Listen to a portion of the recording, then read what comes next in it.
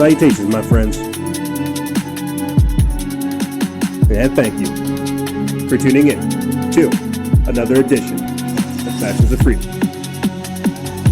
I'm your host, Noise Era, Freedom Faction, whichever one you prefer, and I entitled this episode, Biden's Blitzkrieg, Ideological Purity, and Social Side Effects. And that's right, this is a very special edition, a season premiere episode of Factions of Freedom. I'm your host, Noise Era, Freedom Faction, whichever one you prefer. And boy, do we have a powerful season lined up for you, ladies and gentlemen. That's right. Not only are we growing while we're being censored and shadow banned, cast into the dark dimension, but we are also exporting our ideology, refining our craft, and amplifying the message. That's right. All because of your continued support. Because of your continued support, and at the same time, people seeking out information such as our own. You ask, why don't more people know about Freedom Faction? Why aren't more people talking about this? Well, think about that. What would happen if more people started talking about these things? They can't have that. Nope. Got to keep the slaves away from the information. Can't let those slaves read, can we? Can't let them write. Can't let them start communicating. Then shucks, they'll need everything other than us. You know, ladies and gentlemen, this is a momentous time to be alive. We are truly seeing history be rewritten and written in front of our very eyes. We are seeing them not only steal an election, but as I said before, rewrite history, change everything that we thought we knew. We have a lot of heady topics to get into with you guys. You know, yeah, I won't lie. I definitely don't have a special intro, a magnificent statement to go ahead and start getting things started for you guys for this season. But what I do have for you is a quick update, or I guess just a quick little news bulletin. You know, we're going to keep things pretty much the same for the next coming few episodes. That's the idea, is to keep things the same for the next few episodes, maybe up to episode 5, episode 6, and then gradually roll out some of the changes, because I won't lie to you guys. We are a little bit behind the ball with some of the podcasting work we're going to be doing. You'll see here shortly, there's a new display format that we have to kind of gradually, again, roll out to you guys. And the reason for this is because of the platform migration. You know, we were going to do a lot of different things. Censorship kicked in, and we've got to look at what we've got, where we're trying to go, and really what our message is, what our approach is. We don't want to compromise what we have, trying to, you know, change into what we need to be. But at the same time, we don't want to do more of the same that'll get us caught. So there's just a lot of different things going on behind the scenes. You've got to give me a couple weeks or so to get things where they need to be. Personal life is intensifying. Local life is intensifying. You know, obviously being in this position is escalating as well. And that's just the responsibility. You know, that's just the accountability of the work. That's just how these things naturally progress and how it evolves. And that's just me shooting you guys straight. You know, I talked to the exclusive members about this going into the break, that it's the truth of the matter is this is going to be a luxury that we're only going to be able to afford, that we'll try to afford. You know, being able to carve out 3-hour episodes and 2.5-hour Instagram lives in a very busy schedule like what I have, I'm not going to lie, it's getting real difficult. And that's not an excuse. That's me telling you guys, listen, even being in this position is changing. And if you think you're supposed to just sit there idly by listening to growth, listening to progress, listening to change, doing nothing, I'm not sure what to tell you. Because there will come a time whenever A, I either won't be here because they have censored me, or B, I won't be here because of the work that requires me to be there, or C, I have other responsibilities to take care of. And the reason I'm telling you guys this right out the gate, ripping the Band-Aid off, is because we have come so far We have built something very, very beautiful, and it's going to require us fighting tooth and nail to keep it here. And understanding that commitment, that's the key. And understanding the discipline to hold that commitment, that's the other key within inside of the key. We'll be talking about QAnon. We'll be talking about Biden. We'll be talking about Trump. We'll be talking about China. We'll be talking about COVID. We'll be talking about technocracy. We'll be talking about it all. But at the end of the day, all of this stuff is just surface level fluff. Okay, we use these topics, as I said before, as a vector point to try to reach you guys. We have been put into a pacified state, a trance, and the mask does not help. It has put us into a lulled state of being. People don't have voices anymore. They're strangling you like Jeffrey Epstein. And thank God that we are now in a position, having been here for several years, being able to warn you about these types of things and have a voice. And I'm sorry, sometimes it's rough, it's rugged, it's abrasive, right? But sometimes that's how things have to be. And I don't think people truly understand how far up the Yellow River we are without a paddle, and how no one is going to come and save us.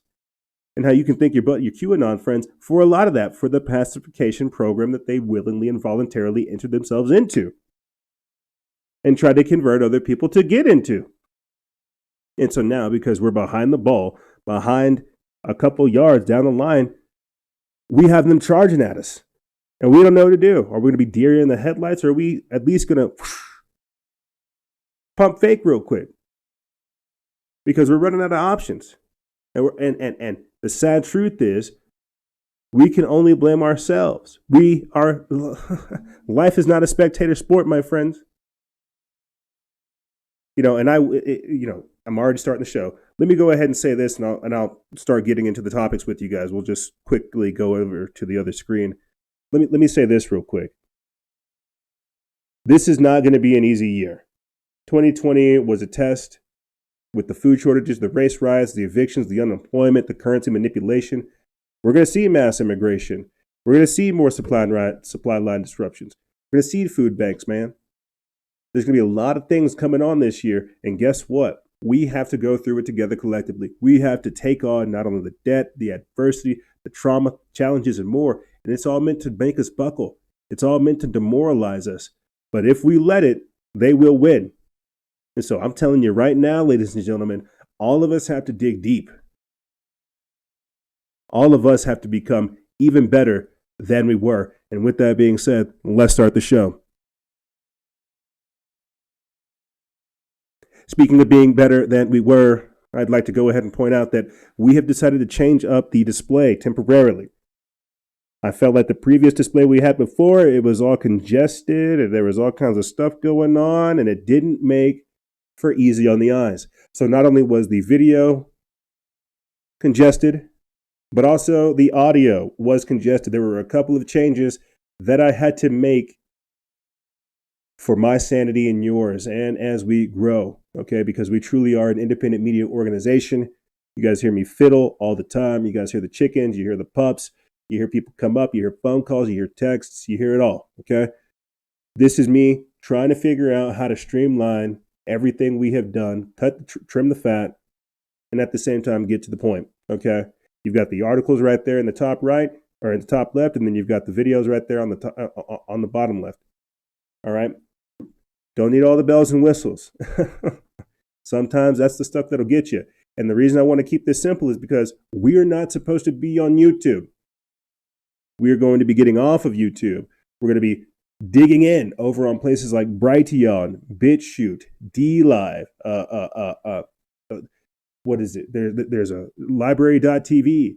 There are various other video streaming platforms that we are going to have to get dug in at, because as much as we want to compete with the mainstream, we have got to understand the long game. The long game is to get you guys understanding of the mindset we have here, what we're trying to get across, creating that pro-human, Renaissance-based future. And sometimes simplicity is beautiful. So that's what I want to say about the intro. That's what I want to say about the display. That's what I want to say about some of the changes that you're going to see us institute over these next couple of episodes. Now, I'm not kidding, ladies and gentlemen. This is not a normal year. I feel bad for leaving my post. And I think this is the best thing I can do for like an intro. I feel bad for leaving my post. I feel bad for taking a break, seeing the country being ripped out from up underneath me. It brings me no pleasure seeing Donald Trump go. But guess what? Now we can't sit there and just talk smack about him. Nope. See, now we're the ones in the arena. Now we've got to ask ourselves, were we really about those things, or did we just want to sound cool on the internet? Were we really trying to do the work, or did we just expect Donald Trump to do it for us? Let me play for you real quick Donald Trump's essentially goodbye message to America. When he says this was his greatest honor, being our president. Think about this, and then we'll continue from there.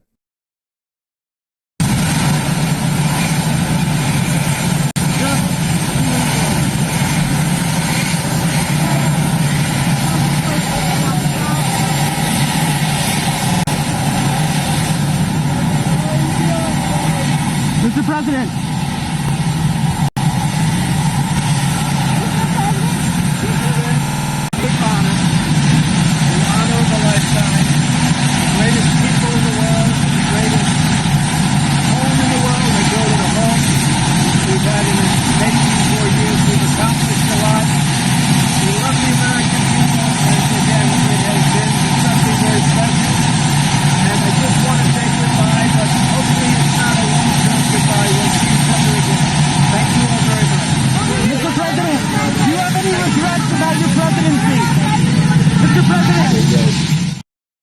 There goes Donald Trump.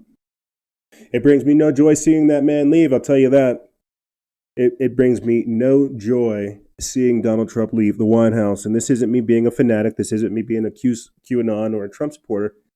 This is me being a person of common sense. You get me? This is me practicing common sense. You already see some of the rhetoric, some of the crazy stuff that's coming out from the mainstream media, from politics, and some of the crap that's going on right now. It brings me no joy seeing Donald Trump leave the office, because he was right. They weren't coming for just him. They were coming for us, and he was in the way. I think over the course of this year and this season, we'll talk more about Donald Trump's both pros and cons, some of the things that he could have done better on, some of the things that he could have pushed forward, fighting for the First Amendment, censorship, stuff like that. There's a number of different issues, but this isn't going to be a bash Trump fest. What this is a simple analysis. It brings me no joy seeing Donald Trump leave the White House, knowing full well that, yeah, he could have done more. Some people say he could have done less. That he disturbed everything. It's not about Donald Trump. It's about the system itself. I'm sure I'll do, shows with people here in the future where we talk about Ken Clement's prophecy about Donald Trump, the gray man prophecy as well, and how a lot of these people within the power structure, in the gray man prophecy and Trump's prophecy, how that prophecy was supposed to work, that people were supposed to submit to him, that yes, they are vile, yes, they are crooked, yes, they are bought out, and yes, they do worship the devil. And how that's not Trump's job to vanquish these people. His job was to bring this stuff out here into the open. And so I know people looked at Trump as if he was a Messiah-style figure. Obviously they wanted him to do more. But then that's where we reach more towards this authoritarian dictatorship that you see Biden inheriting. And I've told you this. It's not, the 25th Amendment is not for Donald Trump. It's for Joe Biden. He's going to be declared mentally incompetent, and then Kamala Harris, the witch, the one that's known for cackling and locking up all kinds of people, she's going to start locking up all kinds of stuff. That's what I'm telling you. It brings me no joy seeing Donald Trump leave the office. Yeah, he could have done more. Oh, he's a racist white supremacist. How dare he? It's not about that. And like I'm saying, we're not going to have Donald Trump to talk smack about now. Now we have Biden. And as Biden gets into office, you're going to see all of his failings, all of his shortcomings just be thrown underneath the bus. Oh, well, it's just Trump's fault. Whataboutism or whatever. Right here, check this out. Biden plans 10-day blitz of executive orders to reverse the greatest damages of the Trump administration. This is an article written by Zero Hedge. They put this up January 18th. And it says President-elect Biden's plans a 10-day blitz to reverse the gravest damage of the Trump administration, beginning with a flood of first-day executive orders, presidential memoranda, and directives, to cabinet agencies, according to a weekend memo by Biden Chief of Staff Ron Klain to White House advisors. There are 4 overlapping and compounding crises to address, says Klain: COVID-19, the economy, climate change, and racial inequality. In his first 10 days of office, President-elect Biden will take decisive action to address these 4 crises, prevent other urgent and irreversible harms, and restore America's place in the world, wrote Klain. Quote, President-elect Biden will take action not just to reverse the gravest damages of the Trump administration, but also to start moving forward our country. Biden will begin with around a dozen executive orders on actions on Wednesday, Inauguration Day, according to Bloomberg, which will include measures to address the COVID-19 pandemic, an extension of student loan forbearance beyond January 31st, and an extension on the moratorium for foreclosures and evictions. In addition, Biden will issue a 100-day mask challenge requiring the wearing of face masks on federal property and for interstate transportation. Other 10-day blitz items include presidential directives on safely reopening schools and businesses after Democrats spent much of last year insisting that they remain closed. The week after his inauguration, Biden will take additional action on Buy American provisions in federal purchasing and on criminal justice, climate, science, and healthcare matters, Klain said. He'll overturn Trump's border enforcement policies and set up a process to reunite migrant children the Trump administration separated from caregivers after they crossed into the U.S. Also goes on to say that the Klain memo also made clear that Biden's agenda would require, quote, robust congressional action. Biden will propose at least one significant piece of legislation on his first day, an immigration overhaul to create a path for citizenship for so-called dreamers, undocumented immigrants brought here to the U.S. as children. So there you have it.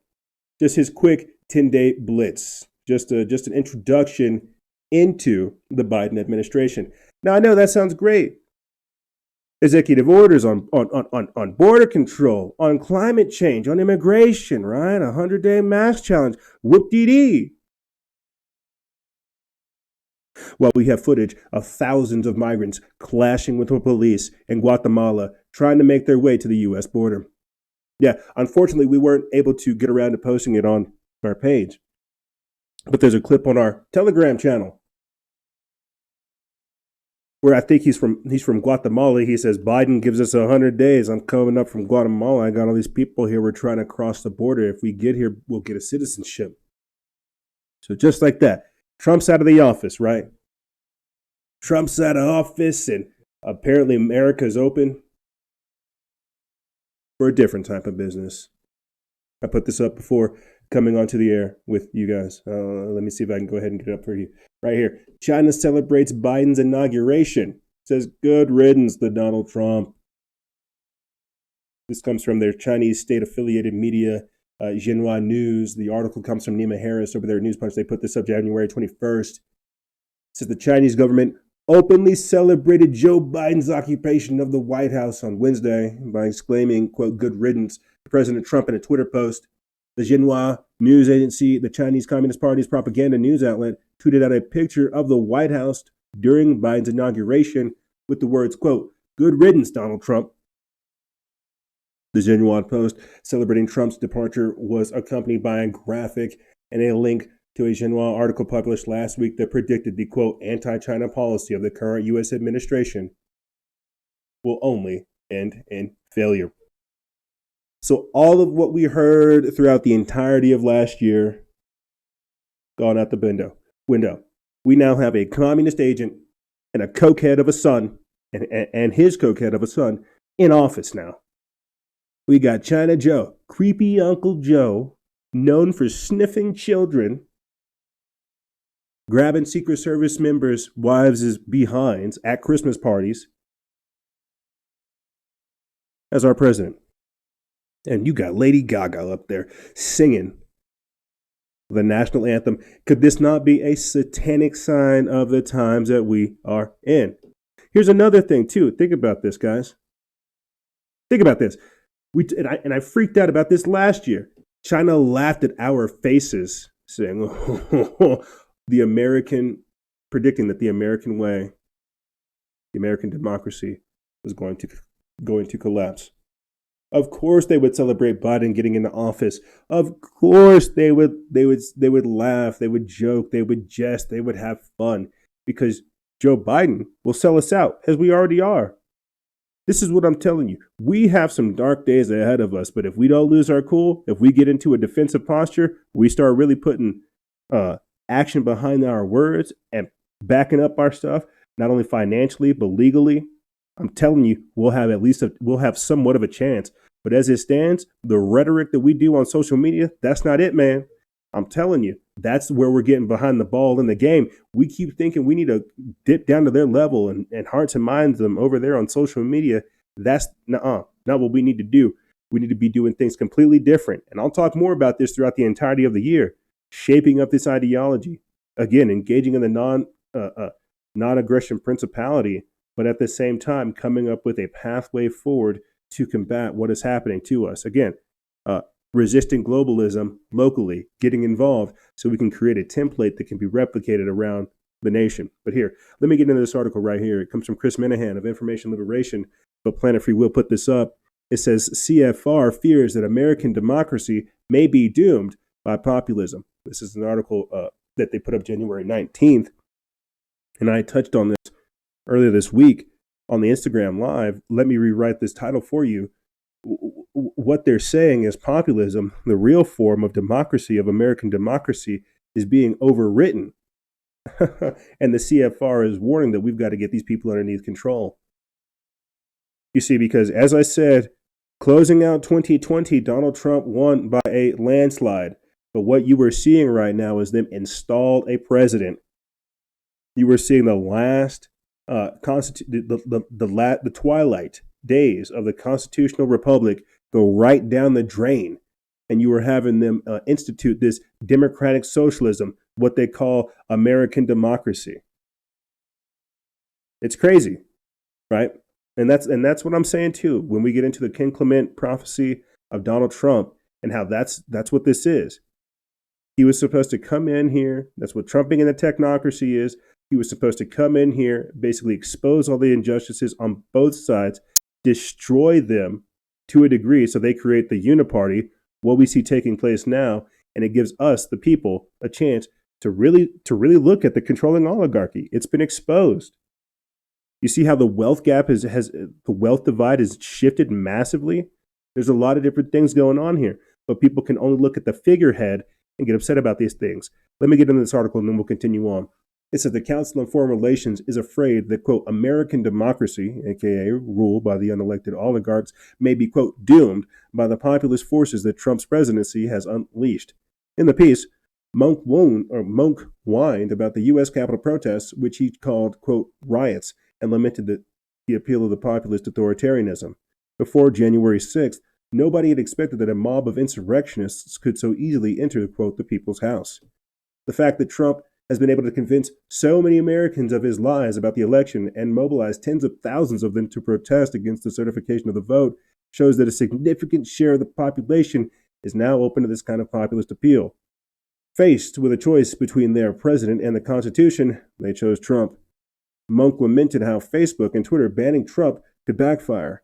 Quote, it is too early to tell how effective the suspension of Trump's accounts on Twitter, Facebook, and other platforms will be. It has certainly impeded his ability to speak directly with his followers over the coming weeks, but over the course of the next 4 years, he can adopt new ways of communicating with them. At the same time, these decisions have also raised a number of risks. It is now unimaginable that the internet will slowly break into two pieces, or a whole chaotic array of shards. On Twitter and Facebook, Americans with different political beliefs sorted themselves into their own echo chambers, but at least shared the same platform. In the future, parts of the populist right will attempt to build platforms of their own. This could end up accelerating rather than slowing their radicalization. Now let me stop right there. I was saying it beforehand, hearts and minds, right? You've got to be able to reach people. I said this too at the end of season 10, end of 2020, that when people wake up and figure out that their vote has been taken from them, they're going to be livid. This is why I say right now we're in Biden's Blitzkrieg. he sees how organized and how radicalized and how energized Trump supporters and Americans, constitutionalist Republicans are. Their idea is to disrupt communications and cause as much mayhem as they can, cause confusion, disrupt us so we don't have an ability to recongregate and get reformatted and get organized. And I said this earlier this week on the Instagram Live. That's what we were supposed to be doing underneath a Trump presidency, is getting organized, coming up with an America First agenda for us to enact. But because Trump was in office, you had QAnon spamming "Trust the Plan," hashtag "the arrests are coming," Hillary Clinton's in Gitmo, all that other propaganda nonsense.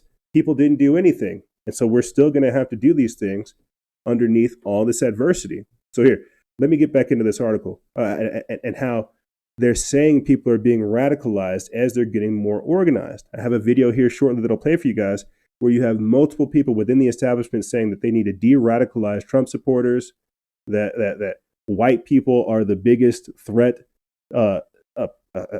since toast, since bread. It's crazy. It's crazy to see how fast and how vitriolic this response has been. But let me get back into this article. It says, most interestingly, Monk revealed that the CFR has no creative solutions to the problem of the uppity masses. What tools can the incoming Biden administration use to ease tensions and address Trump supporters' grievances? As I describe in my book, The People versus Democracy, The Rise of Populism is owed to a number of structural reasons, including the stagnation of living standards for ordinary people, rapid cultural and demographic changes, and the rise of social media. The Biden administration should enact policies that, for example, help to stimulate wage growth for working class and middle class Americans, but with Democrats' small majority in the House and the smallest possible majority in the Senate, the administration's ability to push forth and push through ambitious reforms will, at the least for the next 2 years, be limited. The whole, economic growth will solve the racial divide angle is exactly what Trump said during the presidential debates. It appears Democrats are just hoping that $1,400 checks from the stimulus is going to solve all of this, but it won't. The problem is, thanks to the corona and the lockdown economy, wealth is being siphoned to the ruling class while many in the middle and the lower classes are being left destitute. There's no reason to believe that these trends will change with another round of stimulus checks. I don't think it's going to work, considering Joe Biden is actively planning to push a mass amnesty for at least 1 million illegal aliens as of one of his first orders of business, which will only further drive down lower class wages and accelerate all the same trends. So everybody with a brain cell can see what is happening. Everybody can see what is happening. That's the sad part. We're seeing Joe Biden we're seeing them trying to pull off this steal. We're seeing them implement a anti-American globalist agenda, and they're doing it. That's the sad part. Let me read you real quick just some of the things, some of these executive actions that Biden's going to issue in his first 100 days. This comes from Activist Post. They put this up January 20th. And, it talks about coronavirus how it stops the United States withdrawal from the World Health Organization, with Dr. Anthony Fauci becoming the head of the delegation to the World Health Organization. But Fauci's coming back. He's going to rejoin the Paris Climate Accord, a process that will take 30 days. He's also going to cancel the Keystone Pipeline and direct agencies and reverses more than 100 of Trump's actions on the environment. What else? Equity, yes. The Trump administration's 1776 commissions directs agencies to review their actions to ensure racial equality or equity. Census, yes. Require non-citizens to be included in the census and appointment of congressional representatives. And it goes on and on and on with immigration, regulation, and so forth. That's the idea, is to destroy Trump's legacy,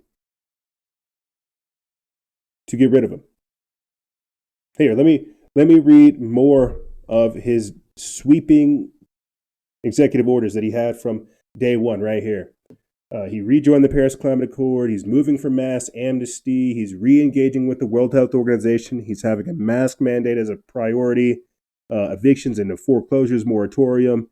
making sure that stays in there, easing the burden of student loans. As I said before, rejoining the climate agreement, revoking the Keystone XL pipeline, fuel standards and the use of federal lands, revisiting Trump's regulatory agenda, no more money for the wall, scrapping the travel ban, counting non-citizens for the U.S. Census, bolstering sanctuaries and the DACA program, protecting Liberians who fled civil war, ethic rules for political appointees, new protections against discrimination, closing down the 1776 Commission, and racial equity review for all of government. Yeah, there's a lot of different things that the Biden administration is going to do. And it all ties in to Agenda 21, Agenda 2030, and eventually Agenda 2050, Codex Alimentarius, and what these people have planned. It's sad to say, but we know where this story goes. We know where this goes. You've got our enemies laughing at us. You've got them congratulating these people who really shouldn't be elected, and who shouldn't be running office from it. It's just crazy. It's just truly crazy. And so right off the bat, Biden's going to just reverse everything that Trump did, all the progress that was made, all the exposing of the New World Order and so forth. Biden's just going to get back into it. And you notice that I titled the Instagram Live we did earlier this week, The Presidency of Shadows, is because I was thinking about this earlier this week, and I'll figure out a way to do a show on it in the coming days. You know, this is like an archetypal thing that like Chinese governments do, like the legalists and the lawyers that they do. They get like an old decrepit person up there that can hold power, and then you have like the entire institute and the establishment behind them propping up this decrepit puppet, this mummy, while the whole power structure is the one that holds the real power. Like Joe Biden is a puppet. He's a figurehead. He is supposed to be Biden time for the invasion. We will be taken over underneath the Biden administration. There is no doubt. Donald Trump kept a fair amount of these people at bay with strength and with what they call toxic masculinity. Balls is what I call it. And Joe Biden doesn't have it, man. I'm telling you. And yes, it's more of that left-right paradigm. You can say all that and whatever, but this is why 11 seasons in, we have a whole different vernacular to explain all that we have seen. Whenever Donald Trump came into office, I told you guys with the episode, I don't know how it's going to happen, but trumping in the technocracy is what had to happen underneath his administration. Did we not see that? Is the technocracy not gradually installed? I don't know what's going to happen up underneath the Biden administration. I think clearly we see he won't be able to be there throughout the entirety of the presidency, no doubt. But we will see the system, the establishment, gain insurmountable, or what seems like insurmountable amounts of power. They accrued insurmountable amounts of power underneath Trump's administration. And they're only going to have even more, because now you have radicalized leftists, and we'll get into this in the next segment, radicalized leftists, insurgents, however you want to look at it, people who want to come after Trump supporters, who want power. So they're going to get into the system, trying to change the system to come after people. And so just like that, the Uniparty is coming after the people. It's no longer protect and serve, just like Google said, removing their Don't Be Evil logo. It's no longer protect and serve. Now they're coming after us. Now we are the domestic terrorists. Now we are the targets.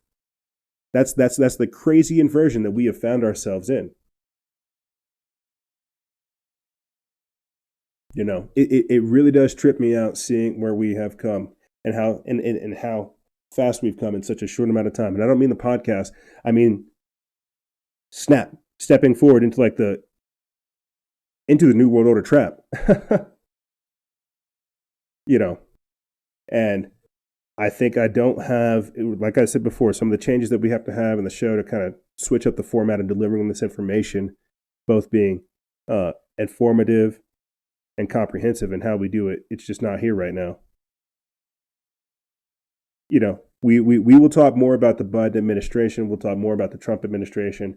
We'll talk more about how this is affecting us and whether or not we'll even be here throughout the entirety of the year.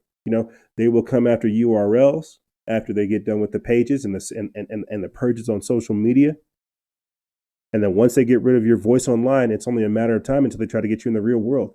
We are going to see some persecutions that are borderline biblical because they have the technology to do so.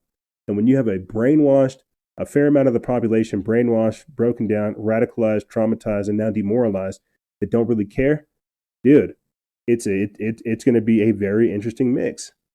Like, I wish I could cover more articles with you guys and break some of this stuff down. Audio listeners, you guys can't see this. I just have this article pulled up from the Free Thought Project. Meet the new boss, same as the old boss. Americans get fooled again. But I wish I had other articles to pull up to explain this to you guys. The information is only one thing. That's why I can barrage you with only so much of it before you have to inherently understand what that means. And we can only act as a bellwether, as a gauge, to really show you what's going on for so long. This is Biden's Blitzkrieg. This is how he is a front man for China.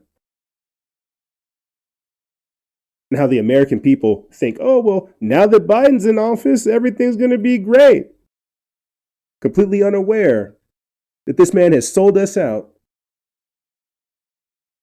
not only to China, but to the globalists and more. I mean, you want to hear something that's crazy to me, and I think it's textbook. I'm already seeing people roll out Joe Biden's COVID-19 action plan where he's getting celebrities to, say they taken the shot, and it's just crazy seeing it all roll out. Here, I want to just to close this segment out. Let me play this. Let me get into this article real quick, and then we'll close this segment out for you guys right here. Facebook censors Mexican cardinal for denouncing the New World Order. An article written by Michael T. Snyder of The Most Important News. They put this up January 18th. And think about this. This isn't Archbishop Carlo Vigliano, right? This isn't another cardinal. This is another cardinal coming out saying, hey, look, the New World Order is upon us.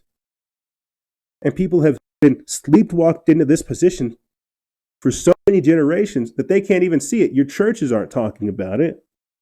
Politics has purposely removed the biblical nomenclature and the vernacular from how we speak, so people can't recognize it, and it's here.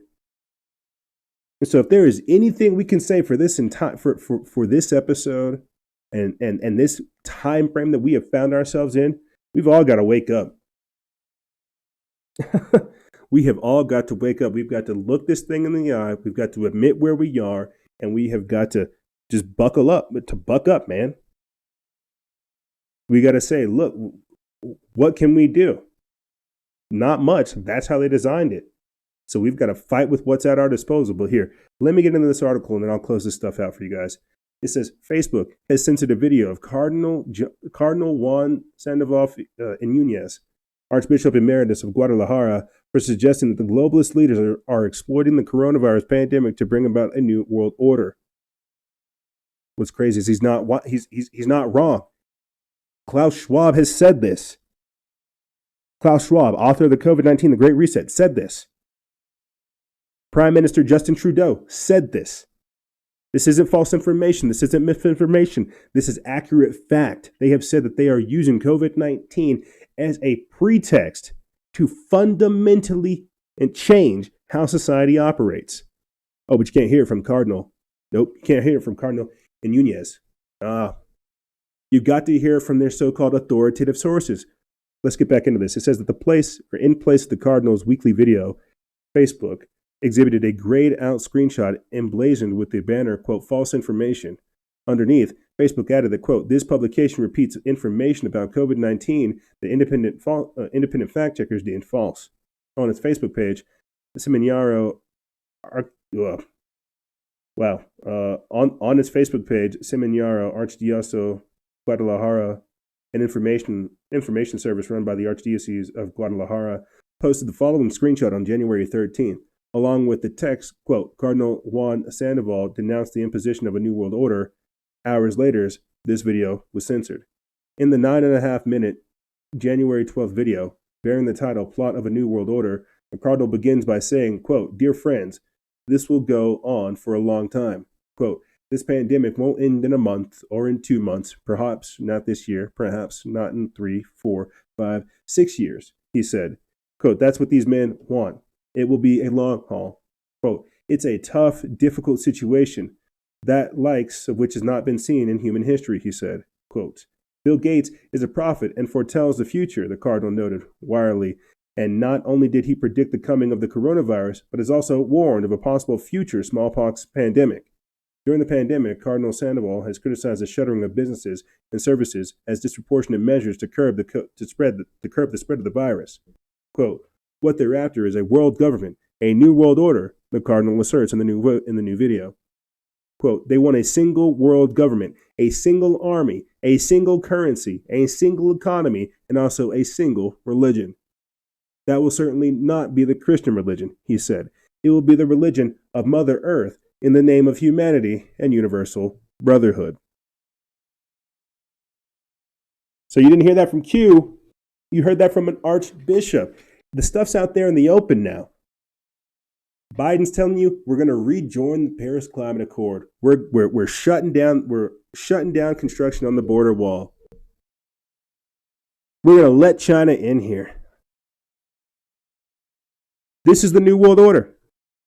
This is the beginning of it. And right now what you're seeing is the peaceful transition of power. Yeah, where you have to have over 60,000 troops there just so you can have peaceful transition of power. We'll be talking more about this in the next segment. But here we are, ladies and gentlemen, in 2021 with Joseph R. Biden Jr. as our president. With his cokehead of a son literally being investigated, brought up on criminal charges. All this stuff being known out there. And guess what? The deep state doesn't care. They're letting you know that they have installed this president. And just like that, the door has been shut. We've got to ask ourselves, what are we going to do? Are we going to kick the door open? Are we going to find something within the room to help defend ourselves? Are we going to bust out of the window? What are we going to do? I'll tell you what I'm going to do. I'm going to take a quick break. And when we come back, we're going to be talking about ideological purity. Apparently down at the Capitol, they were afraid that free-thinking individuals didn't want to be there. So they decided to start screening all the National Guard members. Yeah, that's right. You have the FBI vetting 25,000 National Guard members to prevent an insider attack, while the FBI also simultaneously warned that Q followers discussed plans to infiltrate the inauguration, posing as National Guard. Yeah. It's funny because they ended up arresting, the FBI, they ended up arresting a hardcore Antifa leftist who attacked the Florida State Capitol.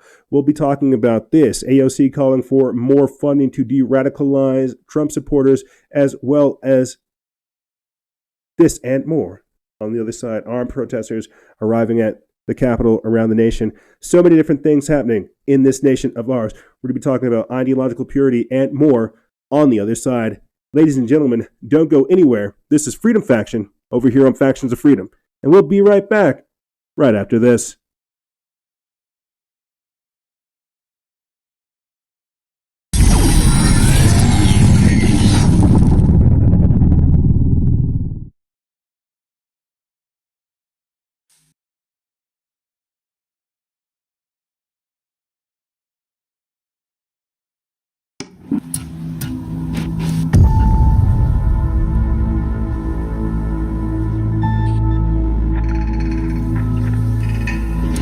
Understand what's going on around you. You are in a state of war, and you have precious little time to save yourself.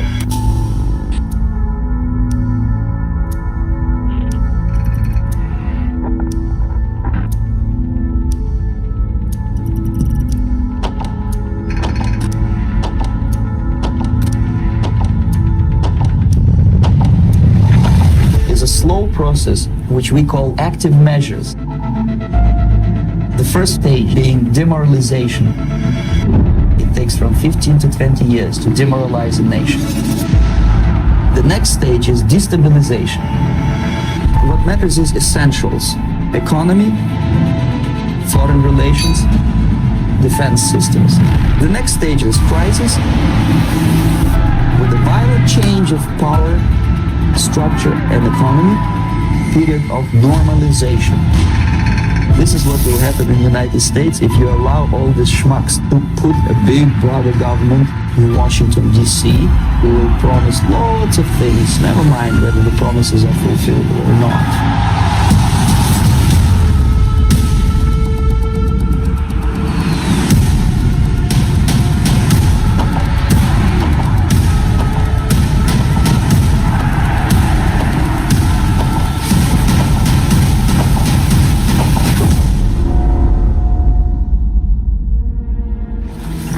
The time bomb is ticking.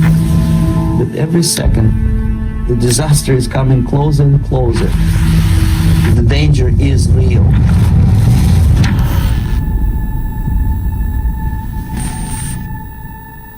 To awaken the masses. Forget the politicians. Politicians are put there to give you the idea that you have freedom of choice. You don't. You have no choice. You have owners. They own you. Forbidden clause. Because if you know, you know.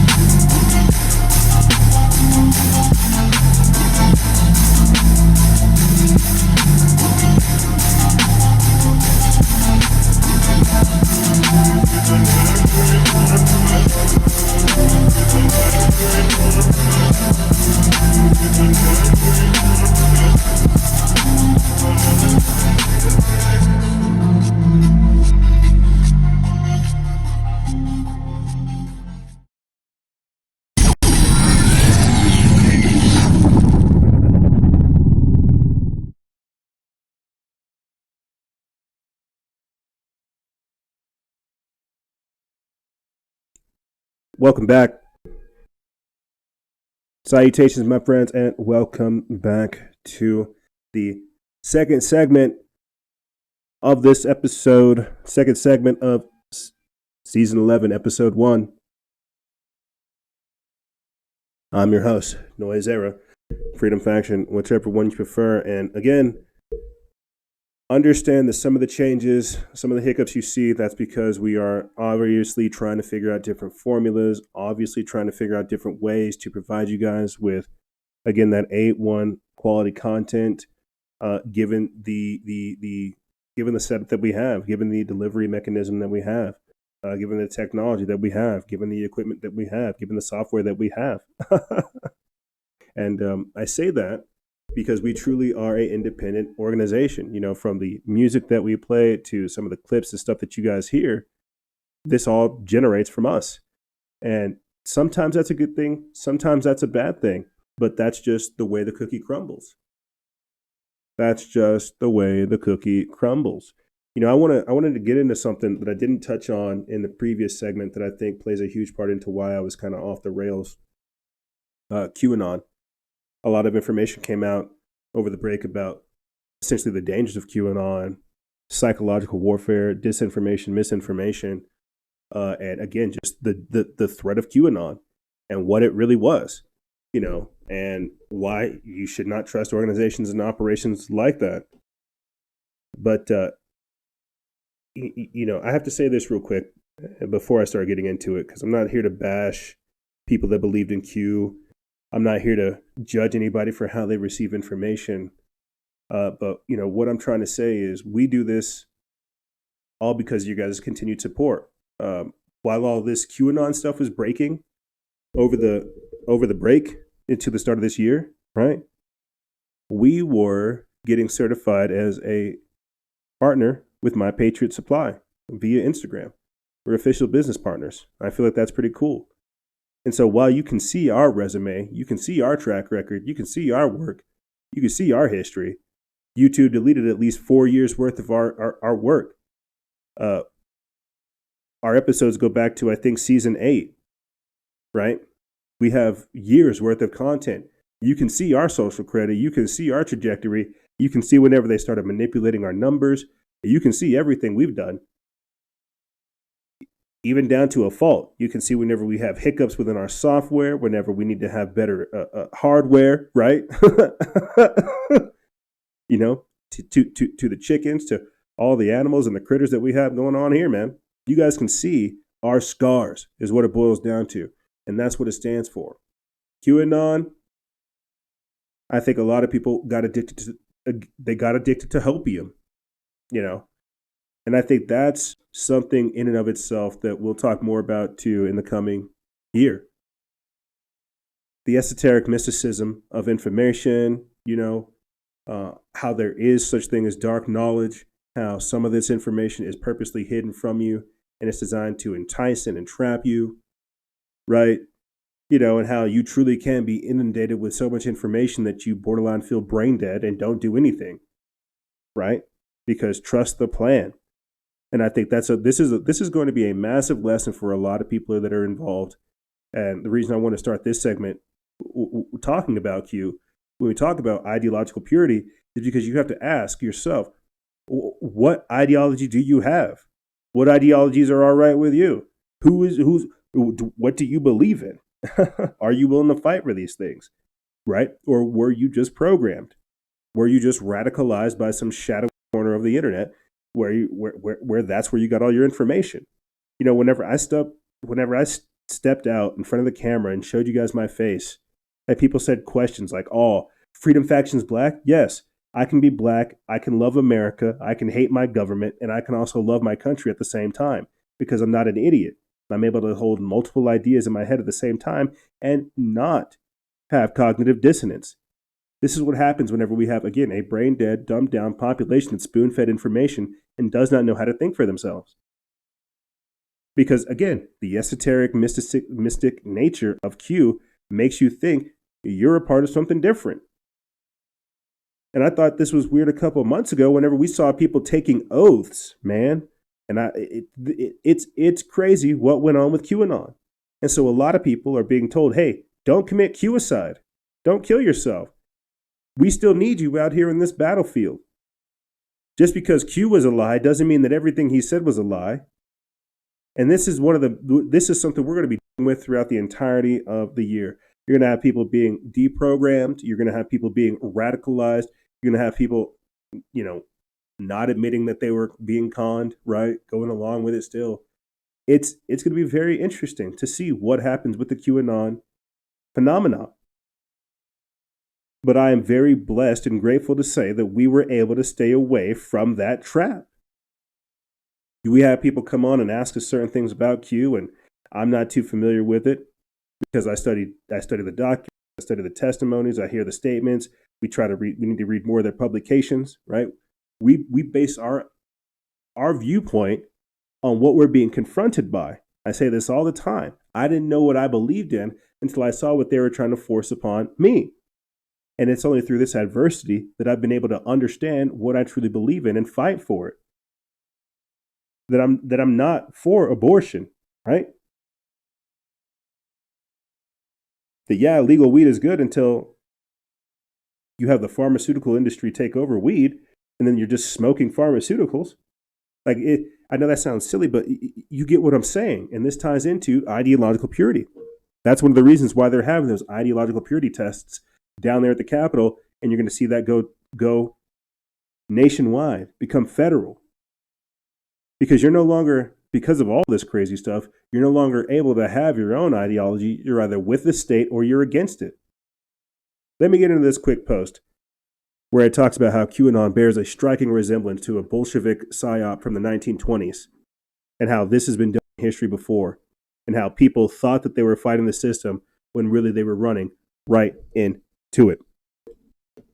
This article comes from Information Liberation. They put this up January 15th. It says Operation Trust was a Bolshevik counterintelligence operation run from 1921 to 1926, aimed at neutralizing opposition by creating the false impression that a powerful group of military leaders had organized to stop the communist takeover. Here's an excerpt of the Trust operation from pages 13 to 14 of the Soviet defector Anatoly Golitsyn's book, New Lies for Old. It says the similarities with the QAnon Trust planned PSYOP are remarkable. This next part comes from the Wikipedia's article on Operation Trust. It says Operation Trust was a counterintelligence operation of the State Political Directorate, the GPU, of the Soviet Union. The operation, which was set up by the GPU's predecessor Sheka, ran from 1921 to 1926. It set up a fake anti-Bolshevik revolution organization, the quote Monarchists Union of Central Russia, MUCR, in order to help the OGPU identify real monarchists and anti-Bolsheviks. The created front company was called the Moscow Municipal Credit Association.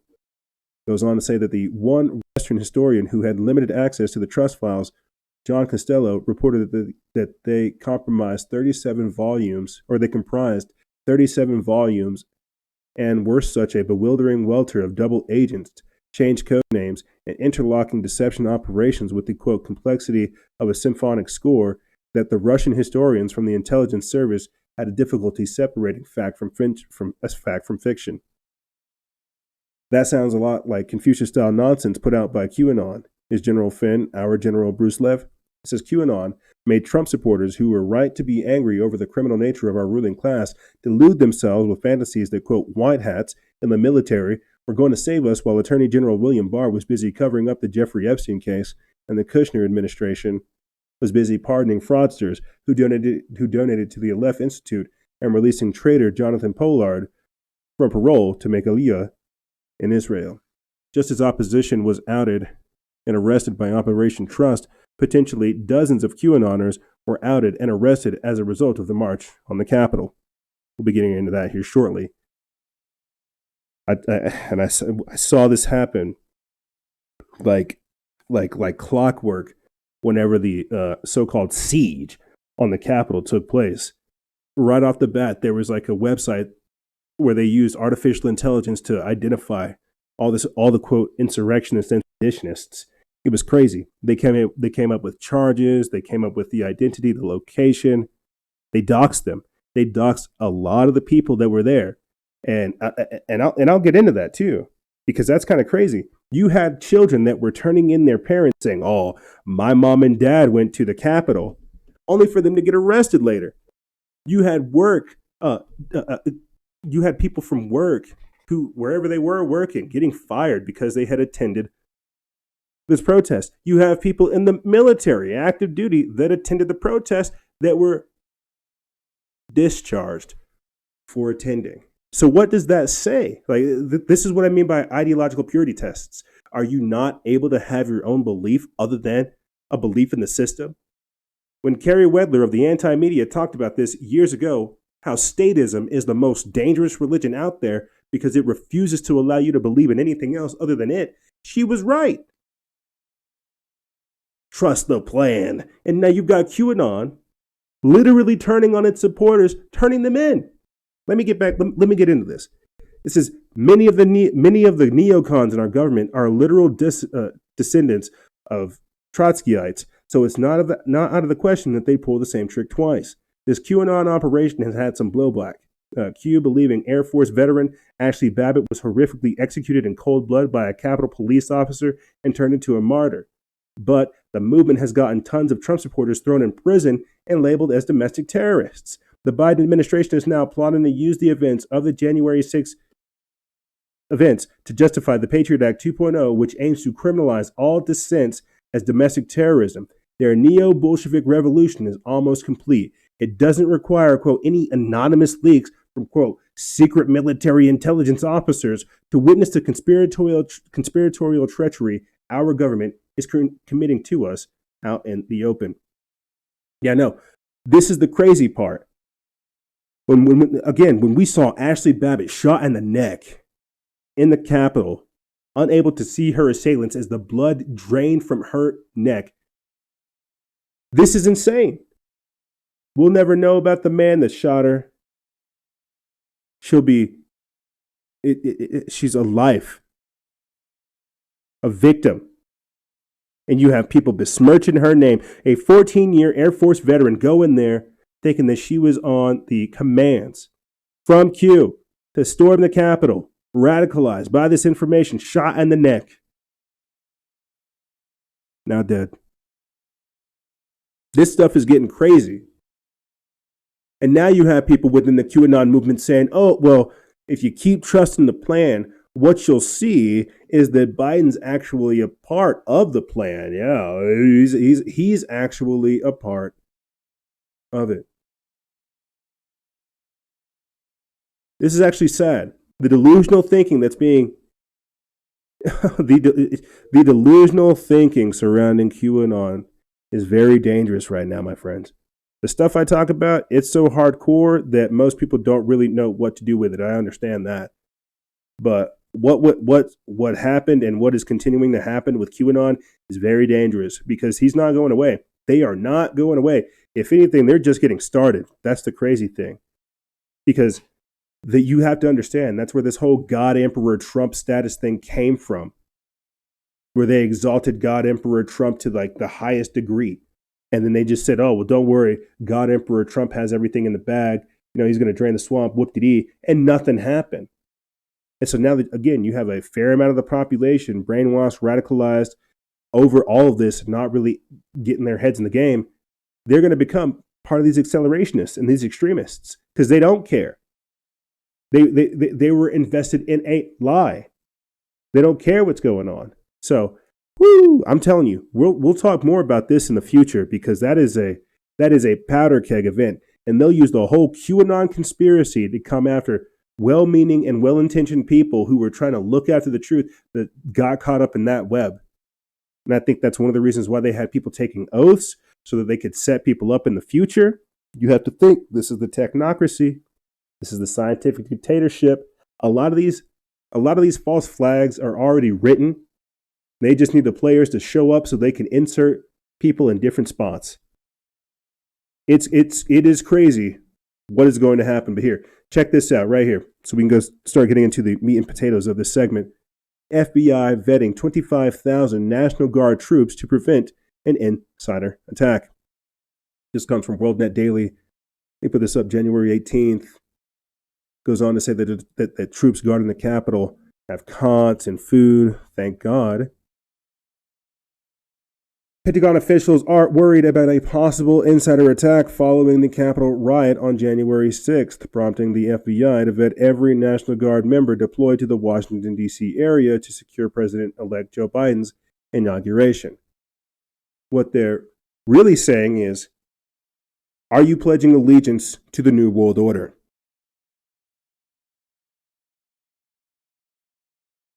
Continuing on, it says that the nation's capital has been almost completely locked down since the riot, when a mob clashed with Capitol Police and stormed the Capitol while lawmakers and Vice President Mike Pence were certifying Biden's electoral victory.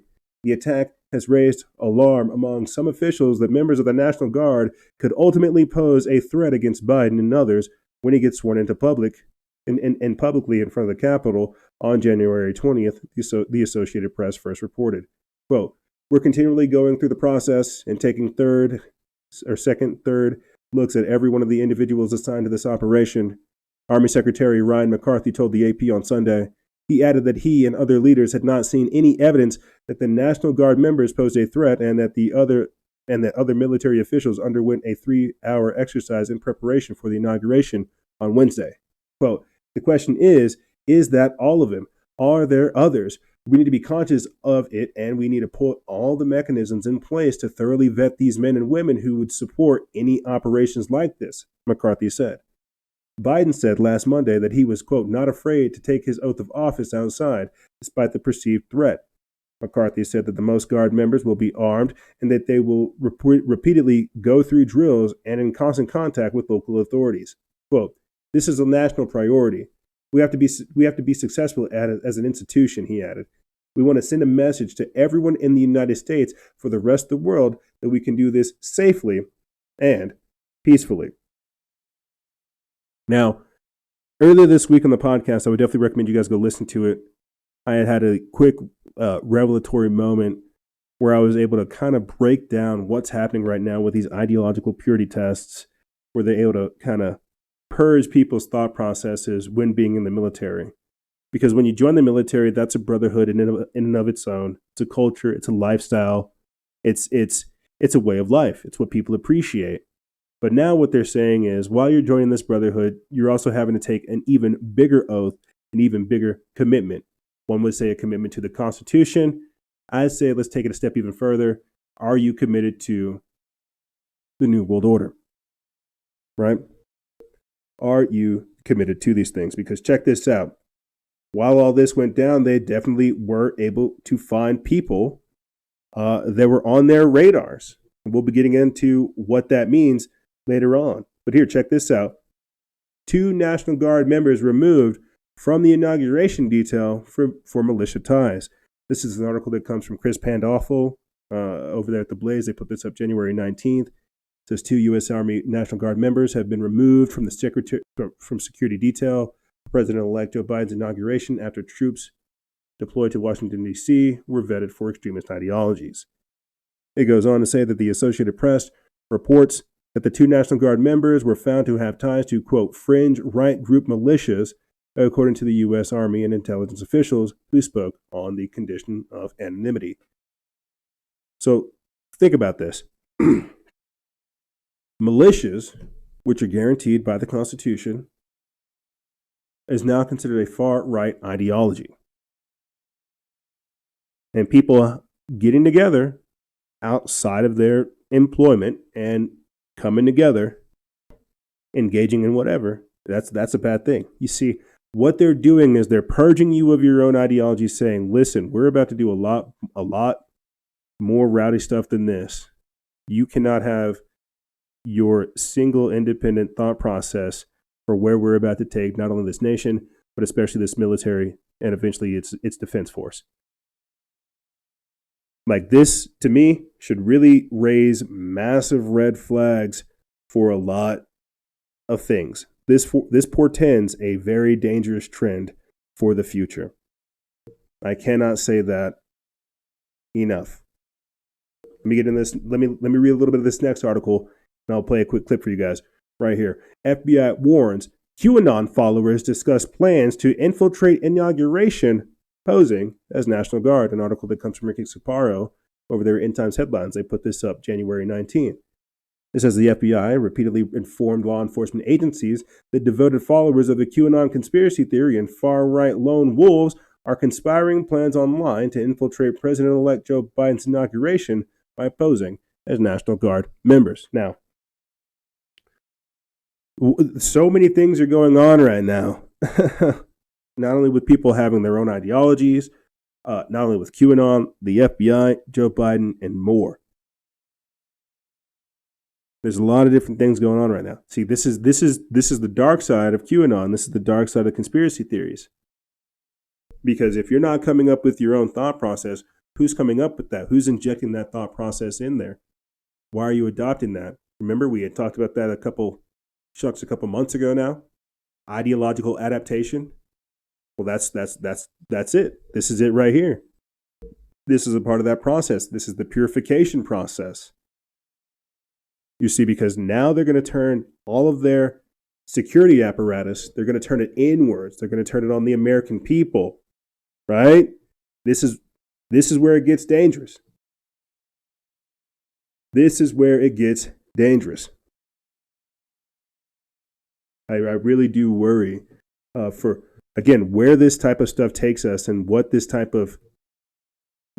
trend says when you can't look up conspiracy theories. You can't look up I don't know, you can't join militias.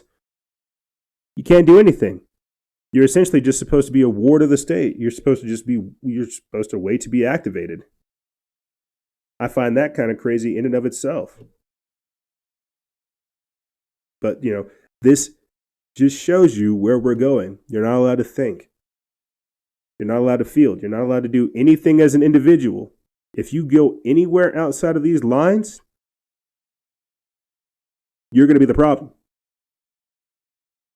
You see. This is this truly is a dangerous trend that we have found ourselves in. Let me play for you guys real quick this clip where it talks about how white males voting for Trump may betray Biden at the inauguration. And what they're really saying is we have to deprogram these people. They have views that we don't agree with. They're asking you what your ideological purity is, what you truly believe in. They're worried about infiltration. They don't want people to, again, have independent thought, organize. They're worried about infiltration. You see, Antifa can do it. Antifa can infiltrate your local businesses, your local community. They can take money from George Soros and from China. But how dare you white male Trump voting troops do what you're doing? This is the crazy part. This is whenever you see these globalist forces that have these globalist communist forces that have infiltrated America, dictating to us how we should do things. Let me read to you guys real quick this, and I'll play this quick clip. This is of a Democratic congressman saying that white male Trump voting troops may betray Biden at the inauguration. Let's play this, and then we'll continue on. Reading about this on my Twitter account, I guess, and people were reminding people of Anwar Sadat and Indira Gandhi, who were killed by their own people. I was thinking the Guard is 90 some odd percent, I believe, male. Only about 20% of white males voted for Biden. You got to figure that in the Guard, which is predominantly more conservative, and I see that on my social media, and we know it, they're probably not more than 25% of the people that are there protecting us who voted for Biden. The other 75% would be the large class of folks who might want to do something. And there were military people and police who took oaths to defend the Constitution and to protect and defend, who didn't do it, who were in the insurrection. So it does concern me, but the vetting at the last minute. But I mean, that's far to have voted for Trump does not make you an insider threat. I mean, that's far different from being a threat of violence inside, whether the National Guard or law enforcement. I'm curious: is there anything you've seen to substantiate just how broad this insider threat may be, if it exists? Absolutely not, Jim. But you draw a circle first, and the first circle is people who were for Trump and not for Biden, as far as people who would be within the zone of folks who you'd be suspect of. Suspect group is large. Yeah. Final question, if I can. This morning, I was reading about this on my Twitter account, I guess. Very interesting. So there you have it. If you voted for Trump, you're a racist. If you voted for Trump, you're most likely either a racist, a bigot, a homophobe, a white supremacist, or you're most likely just evil. So you should all just kind of like do us a favor and kill yourself. That's basically what these people are saying. You see what, and you're going to see this happen. You're going to see it flip on its head. If you love America, if you love the country, if you love the Constitution, if you love the Bible, you're a target. Get ready for it. That's what I'm telling you. The persecution that's coming down the line, borderline biblical. Because now these people have a social justice, virtue signaling, moral right in their eyes to hunt you down, persecute you, cut your head off, and say, look at what I did in the name of democracy. Look at what I did for everybody else. See how good of a person I am. If you thought mask virtue signaling was bad, it's going to get a lot worse. Check this out right here. AOC calls for more funding to, quote, de-radicalize Trump supporters. An article written by Art Moore of WorldNet Daily. They put this up January 18th. It says, after casting President Trump and his supporters as, quote, white supremacists and conspiracy theorists for the past 4 years, the most prominent members of the far-left, quote, squad in the U.S. House thinks it's time to pour more money in efforts to de-radicalize and, quote, deprogram the population. At a virtual town hall meeting Friday night in the wake of the violent protests at the U.S. Capitol, Representative Alexandria Ocasio-Cortez, the Democrat from New York, said that it's a problem that doesn't go away on January 20th when Joe Biden is inaugurated as the 46th president. Quote, there are people who are radicalized right now. It's going to take a very long time to de-radicalize these people and a lot of effort, she said. In November, a member of the Democratic National Committee, David Atkins, said on Twitter that, quote, deprogramming is needed for every one of the Americans who voted for Trump on November 3rd. No, and this is the tweet, it says, quote, no, seriously, how do you deprogram 75 million people? Where do you start? With Fox? Fedbook? He wrote this on Twitter. We covered it back then. Quote, we have to start thinking in terms of post-World War II Germany or Japan, or the failures of Reconstruction in the South. Ocasio-Cortez noted that the House Subcommittee on Civil Rights, on which she serves, has held hearings over the past 2 years on the issue, but the Trump administration hasn't made funding, quote, de-radicalization programs a priority, the New York Post reported. 1 year ago, a campaign organizer for then Democratic presidential candidate Bernie Sanders said the country would need to, quote, spend billions on, quote, re-education of Trump supporters who have become, quote, Nazified. Ocasio-Cortez said Friday that the deprogramming of people who live in a misinformation bubble requires more than just a conversation, likening it to therapy, the Post noted. But rest assured, she said, research has shown that, quote, healing is possible. Quote, we need to double, triple, or quadruple the funding for these programs, Ocasio-Cortez said. She described a spectrum of de-radicalization that ranges from sympathizers to conspiracy theorists to neo-Nazis. One example of a dangerous conspiracy theory is Trump's insistence that voter fraud affected the outcome of the 2020 election. On his show Monday, Rush Limbaugh said Ocasio-Cortez believes that you can reprogram conservatism. You can psychologically remove it from people who believe it. More of that ideological purity. Purging Trump supporters. And you see, that's how it works. Let's start with the Trump supporters. Let's demonize Trump. Let's start with his supporters then. Okay, and then we'll get all the people that helped us, and then we'll come after you. If anyone is radical, it is her. But see, that's the thing. She'll get more funding for being radical like that. She'll get more funding for acting like that. But see here, let's listen to some of these so-called radical supremacists that they want to de-radicalize. Let's listen to them real quick. We're all liberty-minded individuals, and we believe in everyone's equal individual rights. That is unalienable by whoever God or person that you pray to. You have rights as a person that can't be affected by the government, and those rights have been being affected en masse. And we're just here to peacefully let it be known that we are here for the people. We are not a pro-Trump group. That was members of the so-called Boogaloo movement that had shown up at I think in Ohio. The article is armed protesters begin to arrive at state capitals around the nation. They put this up January 18th. This is before the 20th. There was a massive call throughout patriot-minded networks that said do not show up to capitals at the 20th. I can't help but think of some of the 45D chess aspects to that, but you have people showing up saying, hey, we're not radicals. We believe in your rights. We think you should express them.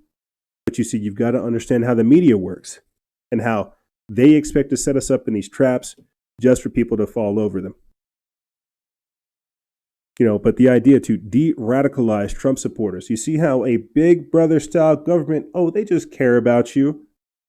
They care about you so much that they want to show you the error of your ways. You see how your views are so-called radical, but we think they're radical, so we're going to deprogram you. Did you catch that? Last year I talked more about that. The idea of escalating in order to neutralize. That's what happened right there. When Hillary Clinton and Joy Behar say that, look at these anti-lockdown protesters, calling them domestic terrorists, that's them flipping the script on you. That's them becoming radical on you, glorifying themselves, grandstanding, and saying, oh, look how we have the moral high ground. We're virtue signaling. We care about you. You've been in a misinformation bubble. This is that big brother government. We need to quadruple our funding so we can de-radicalize these people. We need to eradicate their viewpoint. We need to have them adopt our ideology. We need to wipe out what they believe in. That's what you're seeing right now. Free-thinking sovereign individuals, liberty-minded folk are being kicked out. They're being kicked out of the social sphere. They're being kicked out of the narrative. They're being kicked out of the conversation because they don't want people to be free-thinking, critical thinking, sovereign citizens, individualists, rugged individuals. They don't want the business owners. That's what you saw all of 2020. They don't want people pulling themselves up from the bootstraps, creating economies, creating infrastructures, creating complex systems to help empower themselves and inspire others. No, no, no, no, no. What they want is they want you to think about the collective. How can you help everybody else? How can you be of a service to everybody else? How can you work to the nth degree to benefit everybody else? It's the age-old discussion of how does the benefit of one outweigh the benefits of many? That Machiavellian understanding of things. But here, check this out. Let me go ahead and pull this up. FBI arrests hardcore Antifa leftists for planning attack on Florida State Capitol. So explain this to me. And the sad part is you know where this is going. I could get into Antifa being bad. I could talk about how the Boogaloos are trying to be constitutionally oriented people. But at the end of the day, I'll play a clip for you that summarizes this. At the end of the day, the system doesn't care whether you're left or right. The Uniparty has unified against you. We are the ones that are divided. That is the divide and conquer. That's why we're being conquered. We don't see that we need to get organized against this system that's declaring us as domestic terrorists, as non-essential, and then shooting people like Ashley Babbitt in the neck. The problem is we're going against one another, not aware that the system is coming against us.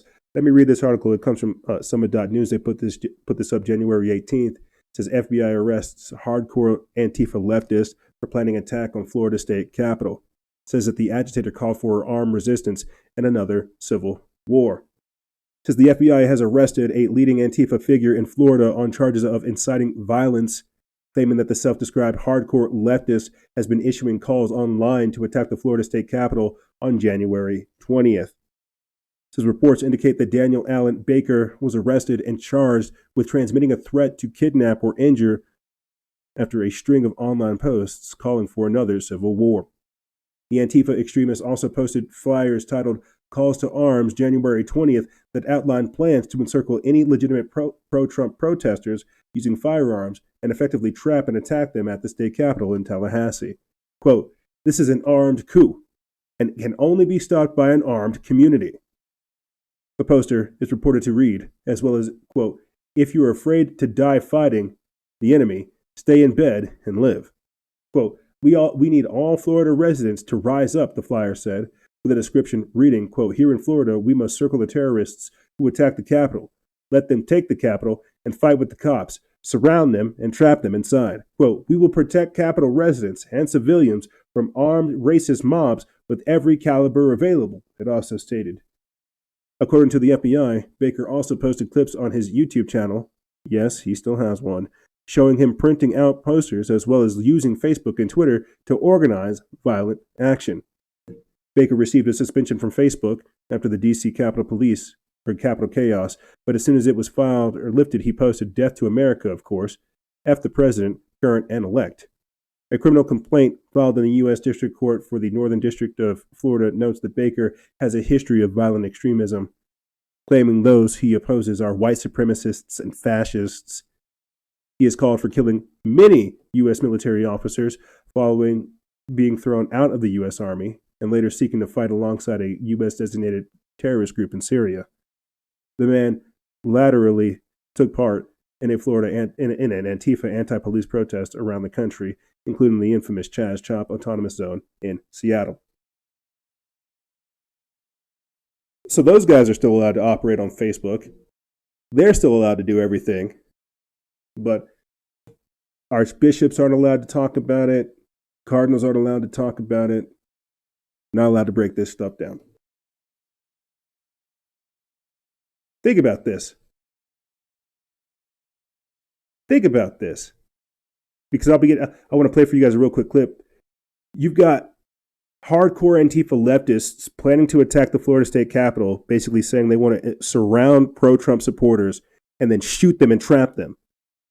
And then I have another article where leftists are calling for a secret police to spy on Trump supporters. Like, this is all coming on the heels of a Biden administration. You know, they had all this stuff in the works, but they had to wait until Biden got in because, oh, well, we just care about these Trump supporters. We're doing this in the name of democracy. And now you have John Brennan issuing a list of ideologies that the Biden intelligence community should go after, where it even includes, that's right, libertarians. So while they thought they were going to get out of the fight, no. That's what I'm telling you. To this system, any free-thinking individual is considered a threat. Doesn't matter if you're a communist, doesn't matter if you're a fascist, doesn't mean if you're a libertarian, a Democrat, a conservative, a Republican, a liberal, it doesn't matter. Because at this point, you're either with the system or you're against it. Let's play this clip of John Brennan talking about how even libertarians should be on a list of ideologies that the Biden intelligence community should look out for. On the call, I was thinking today that this is the most relaxed I've been in the course of many inaugurations I've watched because I'm not responsible for it. But I can tell you that when I was in the government, I had white knuckles because of the nature of the threats. But it's so much more difficult today because of what we have seen, not just over the last 2 weeks, but that certainly has riveted our attention, but because of this growth in polarization in the United States and domestic violence and white supremacist groups. So I know looking forward that the members of the Biden team who have been nominated or have been appointed are now moving in laser-like fashion to try to uncover as much as they can about what looks very similar to insurgency movements that we've seen overseas, where they germinate in different parts of the country and they gain strength, and it brings together an unholy alliance frequently of religious extremists, authoritarians, fascists, bigots, racists, nativists, even libertarians. And unfortunately, I think there has been this momentum that has been generated as a result of, unfortunately, the demagogic rhetoric of people that just departed government, but also those who continue in the halls of Congress. And so I really do think that the law enforcement, Homeland Security, intelligence, and even the defense officials are doing everything possible to root out what seems to be a very, very serious and insidious threat to our democracy and our republic. I want to read you a little bit of how Tom Friedman describes the security. On the call, I was thinking today that this is the most relaxed I've been in the course of many. Straight up tongue-tied. That lady was tongue-tied. What do you say whenever you have a former disgraced CIA officer out there telling you that basically every ideology underneath the sun is considered a domestic terrorist? Of course, you would be tongue-tied. Let me read a little bit of this article. It comes from Activist Post. We put this up January 21st, just before coming on to the air with You Good People. And it says, well, this is alarming and ominous, to say the least. Former CIA Director John Brennan told MSNBC in an interview on Inauguration Day that the intelligence community, under newly sworn-in President Biden, is, quote, moving in laser-like fashion to try and uncover dangerous plots against the country. Naturally, there's been much of this worrisome commentary about what political ideologies should be targeted and monitored coming out of the NatSec hawks in the wake of the Capitol Hill mayhem on January 6th. But this is the first time such a broad array of groups has been so bluntly lumped into a pro-Trump insurgency by an influential media pundit and former spook. Brennan expressly said that they are, quote, violent and remain a domestic threat. He said in an MSNBC interview, without the least concern for violation of Americans' rights, that intelligence agencies should look into, quote, religious extremists, authoritarians, fascists, bigots, racists, nativists, and even libertarians. He said these belief systems have come together under the umbrella of a supposed pro-Trump movement capable of committing violence. It's like, wow. People just want freedom. They just want less government. They just want less control. But these true authoritarians, these true fascists, these true tyrants, they can't understand that. They say, oh my God, what are these? Look at these religious extremists. They just want to read their Bible, bro. They just want to read the Quran. They just want to read the Bhagavad Gita. Like, what religious extremists? What? These libertarians, half of them want to be left alone. They want less government. What? Look, you're picking a fight. And did you see how he just lumped in all those people together saying, hey, you have these views, don't you? You're bad. But see, I've got to ask the question right there. Mr. Brennan, what do you think is an appropriate ideologies then? If you're casting such a wide array of things for you to hate, what is an acceptable what is an acceptable ideology then? Like, that's the craziest part. To say all these things is kind of wild. But that, again, that shows you where we truly are. And the same way that we know globalist forces are using China to carry out the economic attack that you're seeing and witnessing and living in right now, is the very same way that you have globalist forces using former CIA Director John Brennan to carry out these globalist ideological extermination programs here in America. It's crazy. And they're using Donald Trump and Trump supporters as the vector to do so. But what happens whenever they purge Trump out and they purge his supporters? It's truly only a matter of time until they come after you. Whether you're an individualist or a collectivist, whatever it is, this system, this scientific dictatorship, the technocracy that we are seeing be built here is labeling you as a problem. Here, check this out. Democrats urge domestic war against American terrorists who support Trump. This is an article that comes from Nima Harris. They put this up over there on News Punch on January 20th. And think about this. They're telling you what they want to do, that they want to rout you out, that you're an insurgent, that you're a seditionist. Ladies and gentlemen, I would highly recommend you to listen to the Zebellion minicast I did, because this is it. Because what's going to happen is they're going to push, and then the left and the right are going to realize, wow, we're one and the same. The real problem is the system. And whenever they don't want to reform the system, they're going to break away. You may have heard me talk about this earlier this week on the Instagram Live about that breakaway civilization, that separatist discussion, the civil war that's happening, sanctuary states, and more. Because this, we're seeing it. We're seeing civility become weaponized. This is no longer political theory. This is no longer like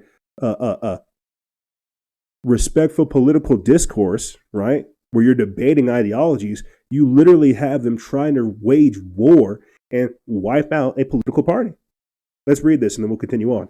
This is former Democratic congressional candidate Mo Davis is calling for a, quote, domestic war to be waged against those who supported President Trump in the run-up to the Capitol riot.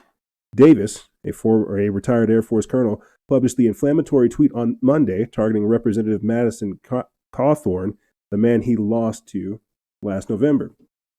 He declared that it is time for the United States to start a domestic war against the American terrorists who support Trump. Davis's tweet comes after a wheelchair-bound Representative Cawthorn participated in the January 6th rally for President Trump in Washington, D.C. Quote, I was chief prosecutor at Guantanamo for over 2 years, and there's far more evidence of Congressman Madison Cawthorn's guilt than there was of guilt for 95% of the detainees. Davis tweeted, quote, "It's time we start a domestic war on sedition by American terrorists," he added. DailyWire.com reports that Fox News host Tucker Carlson highlighted the tweet on his show on Monday night, saying that, quote, "Among those terrorists, the ones he says are literally more dangerous than Al-Qaeda and therefore must be imprisoned and killed, is a 25-year-old wheelchair-bound Madison Cawthorn who was just elected by American voters to the United States Congress." But, quote, "But according to Colonel Mo Davis, Congressman Cawthorn, and the millions of Americans who agree with him, the ones who voted Republican in November must be subdued by force," Carlson continued.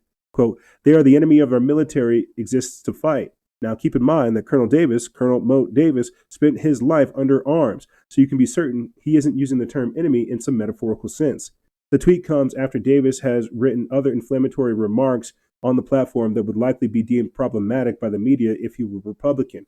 Quote, "Screw they go low, we go high bullcrap," he wrote in 2019. Quote, when North Carolina GOP extremists go low, we stomp their scrawny patsy necks with our heels.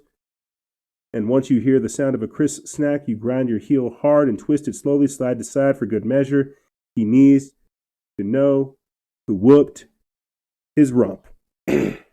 This is Colonel Mo Davis saying that we need to have a war, a domestic war against those people that supported Trump. So you're seeing it come out right now. They're saying, hey, we're coming for you Trump supporters. We're coming for you constitutionalists. We're coming for you libertarians. We're coming for you. If you voted Trump, we're coming to get you. This stuff is crazy. I won't lie. Not that I voted Trump, but the fact that these people are bold enough to put this type of stuff out here and that it's going to happen. And that you're going to have people killed and shot because they thought they were playing secret agent or secret police. All because you have the media greenlighting and gaslighting people to do this. Right here. Leftists call for new secret police force to spy on Trump supporters. This is where pre-crime comes in. This is where the social credit score comes in. This is the technocracy, right? This fascism. This is an article written by Paul Joseph Watson. They put this up January 20th over there at summit.news. And it says, perhaps channeling the spirit of the Soviet NKVD, leftists are now literally calling for a new secret police unit to be created at a federal level to spy on Trump supporters. Audio listeners, I have pulled up a tweet from the Daily Beast. There's an article from the Daily Beast that they put up January 18th asking, can U.S. agencies can U.S. spy agencies stop white terror? Other countries have domestic spy agencies to fight extremists at home. Does America need one too? Getting back into the article, it says in an article, I'll play this video here shortly for you guys. It says in an article published by the Daily Beast, Jeff Stein argues that the existing federal agencies like the FBI are ill-equipped to start, quote, white terror because they miss signs of the pre-planning of the Capitol building siege. The solution is to create a, quote, new secret police. Yes, he literally uses those words in order to, quote, infiltrate and neutralize armed domestic extremists, which according to the media's latest narratives potentially include 70 million Trump voters. Stein even compares the Capitol breach to 9/11, an attack that killed nearly 3,000 people, and argues that a similar response to that should be directly inwardly against American citizens directed by a new domestic spy agency. Quote, one response to the 9/11 tragedy may well get renewed attention after the Capitol assault, especially if armed white nationalists are successful in carrying out more attacks in the coming days and weeks. The call for a secret police, he writes. Goes on to say that the existence of a secret police force that subverts constitutional norms to repress the population of course, a hallmark of all dictatorial regimes, but that doesn't appear to bother self-proclaimed progressives. Quote, hundreds of Black Lives Matter / Antifa riots, some of which entailed firing mortars at firebombing or burning down police stations, did not qualify as domestic terrorism, but the Capitol riot was terrorism due to the usual double standard, points out Dave Blunt. He also hits the nail on the head about the real reason why the creation of a new secret police unit would be necessary. Quote, neither the FBI or the NSA has a culture or brutal hostility toward their own country's population needed to efficiently repress dissidents in the unfolding police state. As we highlighted yesterday, in addition to a new secret police, some are calling for the creation of a Stasi-like citizen spy network that would recruit Biden supporters to spy on Trump supporters and gas them up to the authorities. What they're talking about is very true. It's a hashtag called hashtag Trump's New Army. What this is a group of citizen detectives going out there trying to figure out a way to dig up and dox information and imprison Trump supporters. Here, I'll play a quick clip for you guys, and then you can find more or listen to the full clip on our Telegram channel. But here, let's take a listen on how they are trying to organize a citizen detectives army, a secret police force to spy on Trump supporters. This is getting out of hand. Before January 20th, Donald Trump will no longer be the commander-in-chief. He will lose control of the Army, Navy, Air Force, Marines, Special Forces, and America's nuclear arsenal. On January 20th, Donald Trump will become the commander-in-chief of a different army. This army. The greatest threat facing America today comes from within. Radical extreme conservatives, also known as domestic terrorists.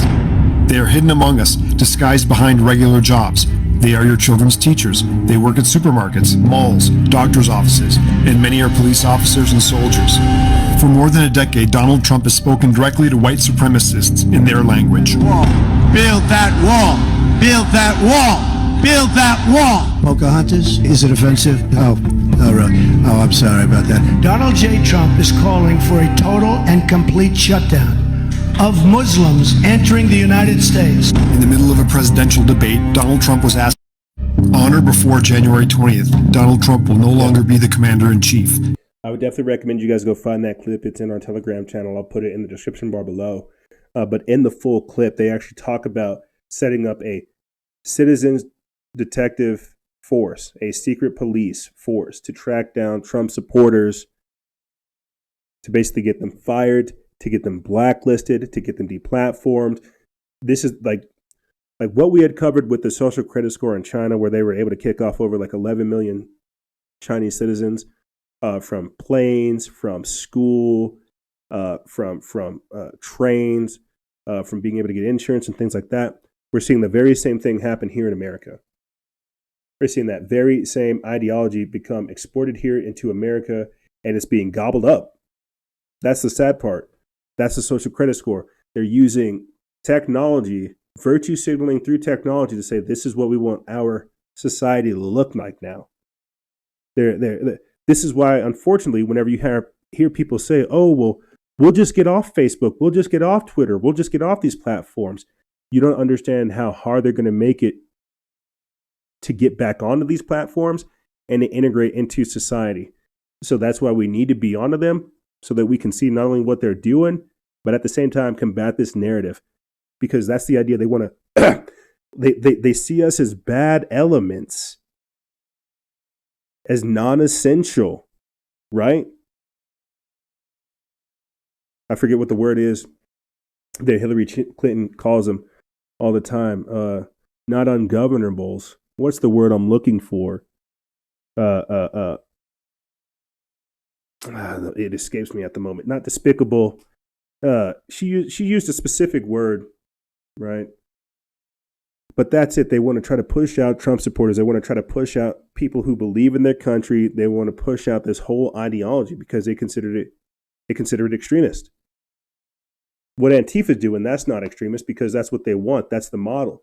If they can keep everybody poor, broken down, terrified, in fear of this shadowy organization that goes out there and could infiltrate society and cause immediate chaos and terror, that's what they want.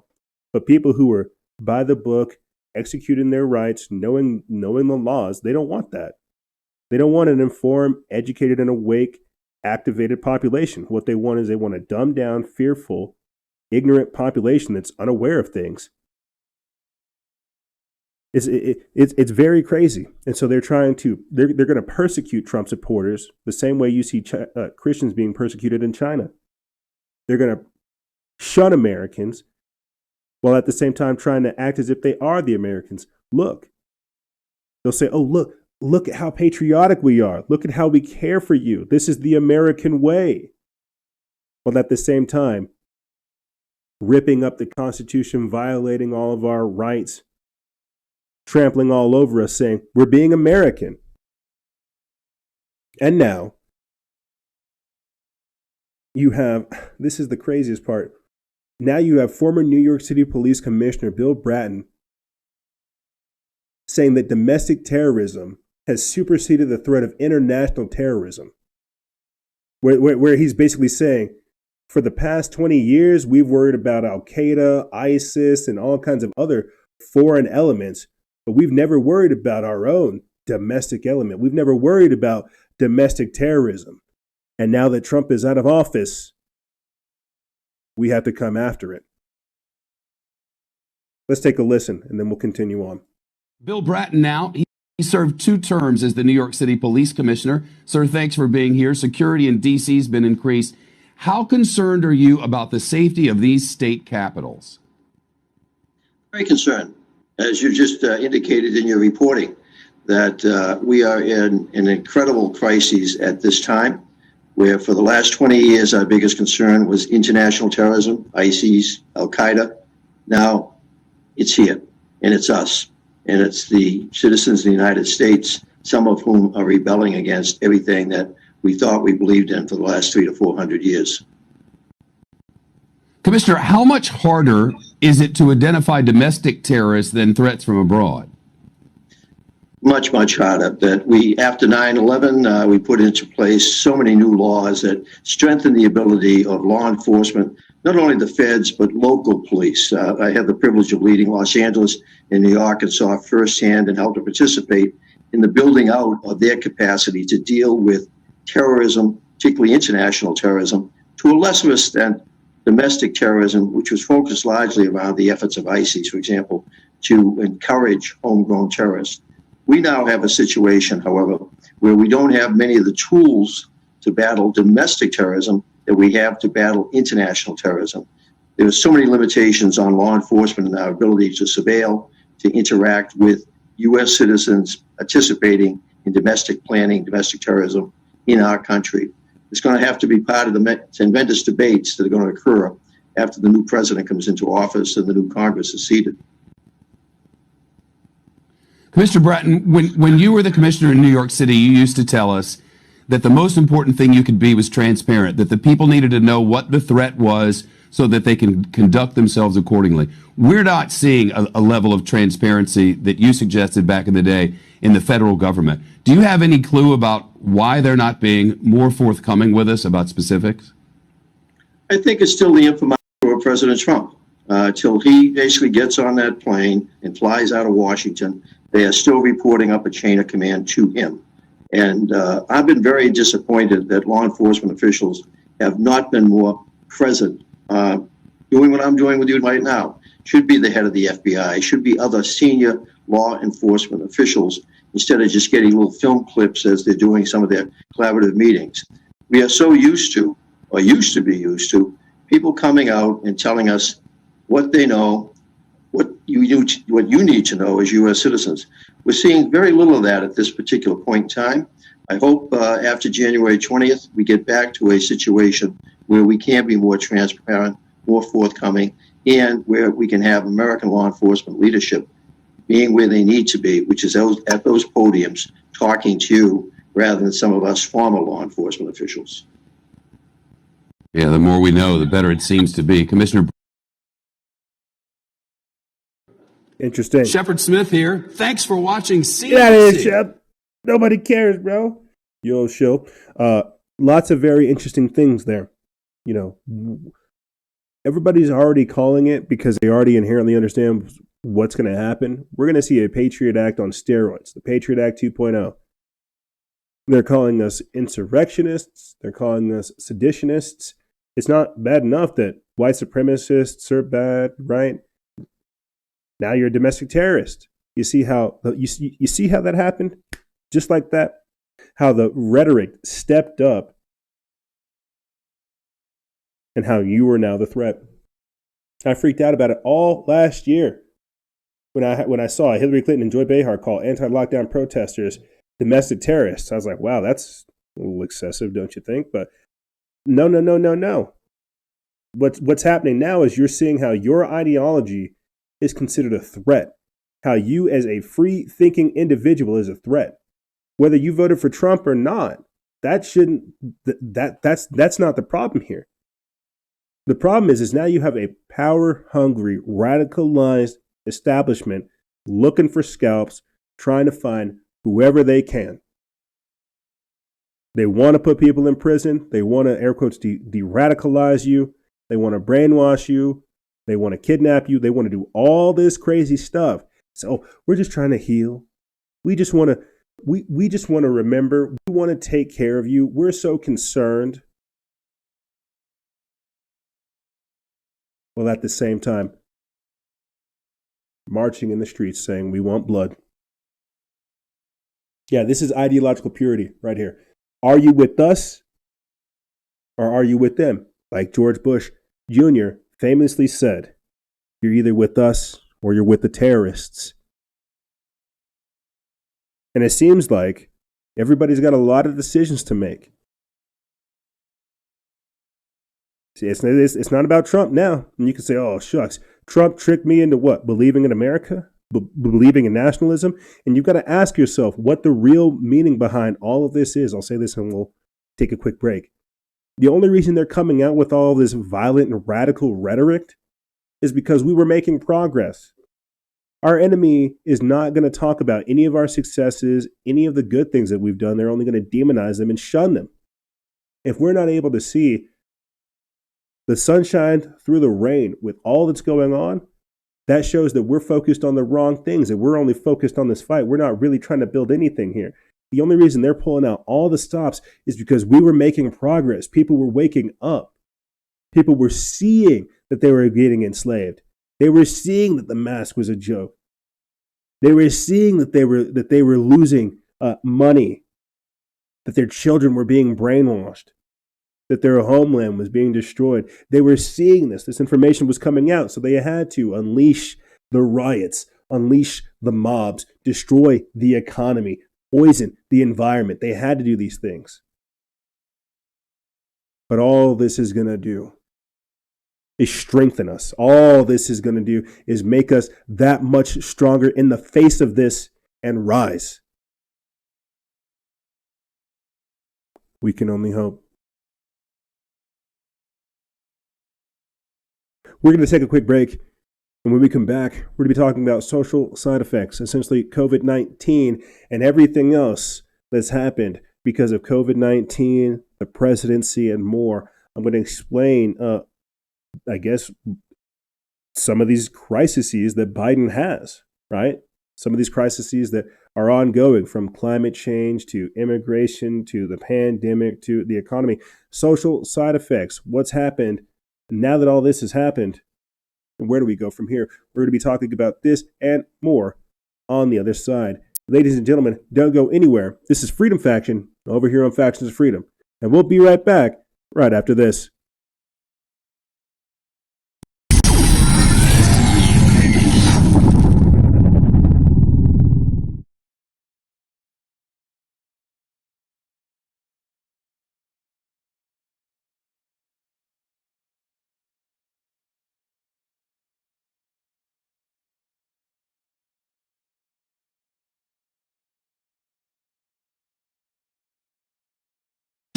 Victimizers beware, the racist and biggest greatest nightmare. Social justice warriors.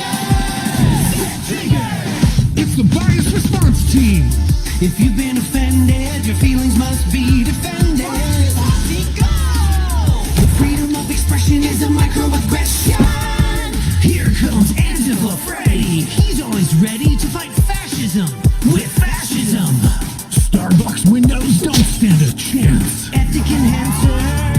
He's a systematic racism finder. Using the powers of screaming and shame, they win every debate by calling your names. They're heroes who think that they're victims. Social justice warriors.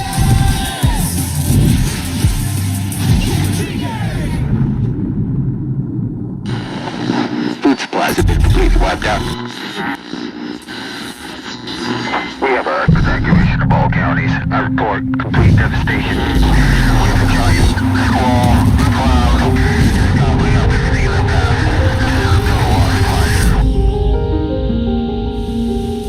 There are forces in this world that remind us of how fragile we are. We thought we were safe. We thought it could never happen to us. Then life like a fog descends upon us, blanketing our memories. Through the haze, we travel its hidden paths, lost in its secret places. And when the storm, turbulent and immovable, forces us to shelter, we remember. It calls to us, calls us back. Back to the ports and the harbors of our past. We fight the currents that pull and drag us off course, not a light or star to chart the way. And when we arrive, we don't always know it at first, the places we once loved guised by time. Then we see it, the place we've been trying to get back to. Safe at last, we've found our way home.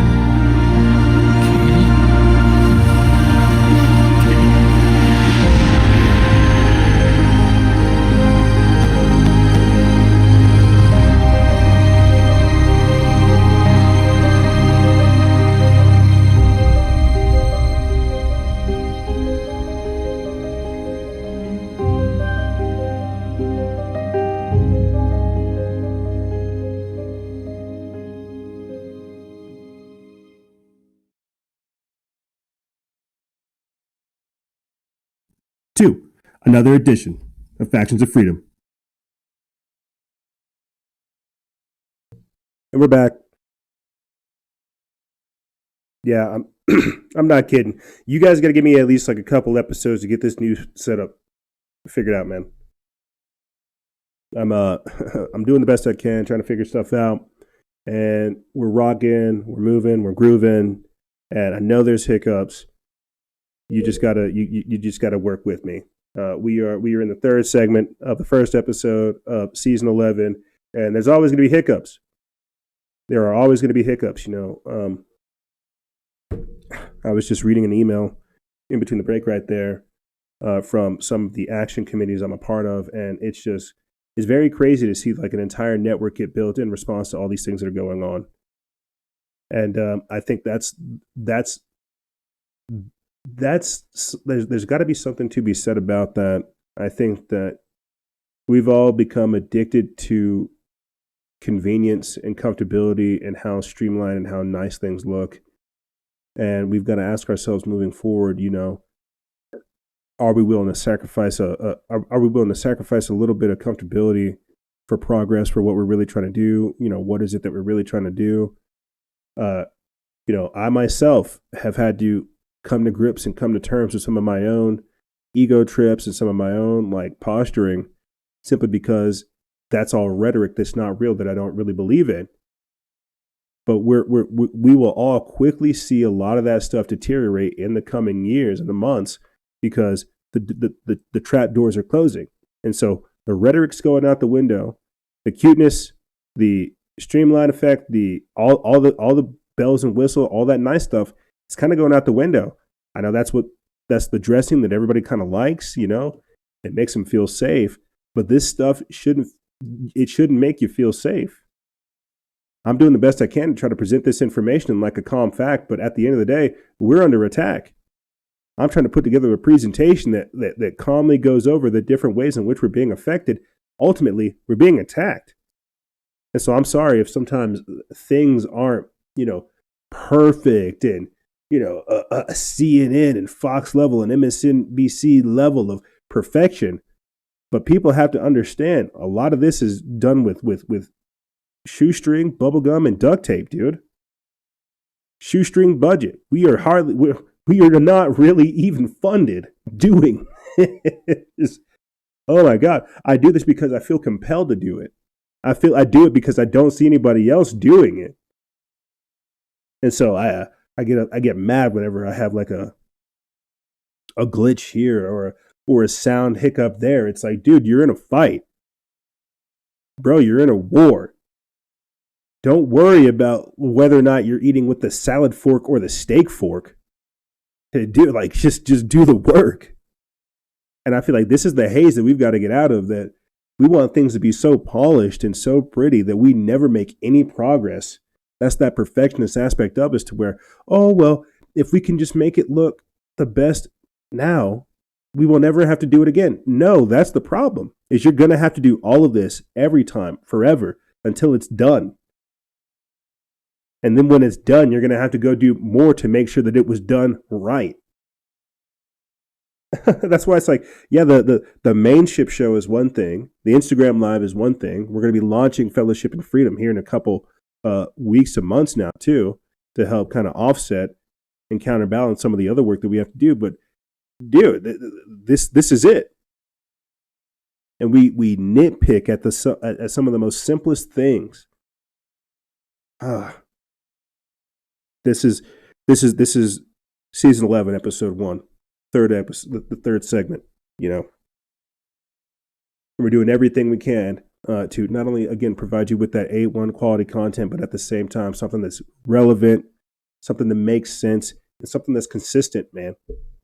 And so, yeah, there's going to be a little bit of hiccups, but, we're at the forefront. We're doing the best we can. And now is not the time for us to be nipping and biting at one another or ourselves. Now is the time to be looking at the target, trying to assess and do a threat analysis and figuring out what we can do. But getting back into social side effects and starting this segment for you guys, I'd like to touch back in on this article that we had pulled up earlier in the show with you guys. It talks about how QAnon bears a striking resemblance to the Bolshevik psyop from the 1920s known as Operation Trust.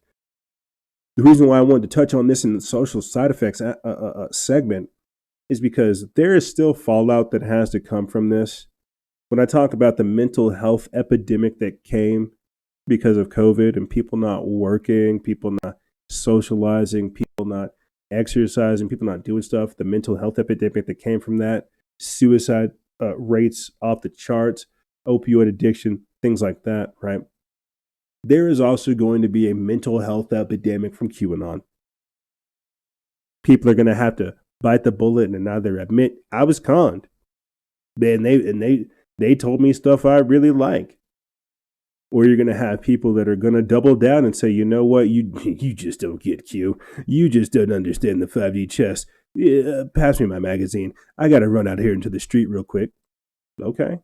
And then you're going to have people that, move away from the movement entirely, that go to people like Alexandria Ocasio-Cortez and try to get de-radicalized.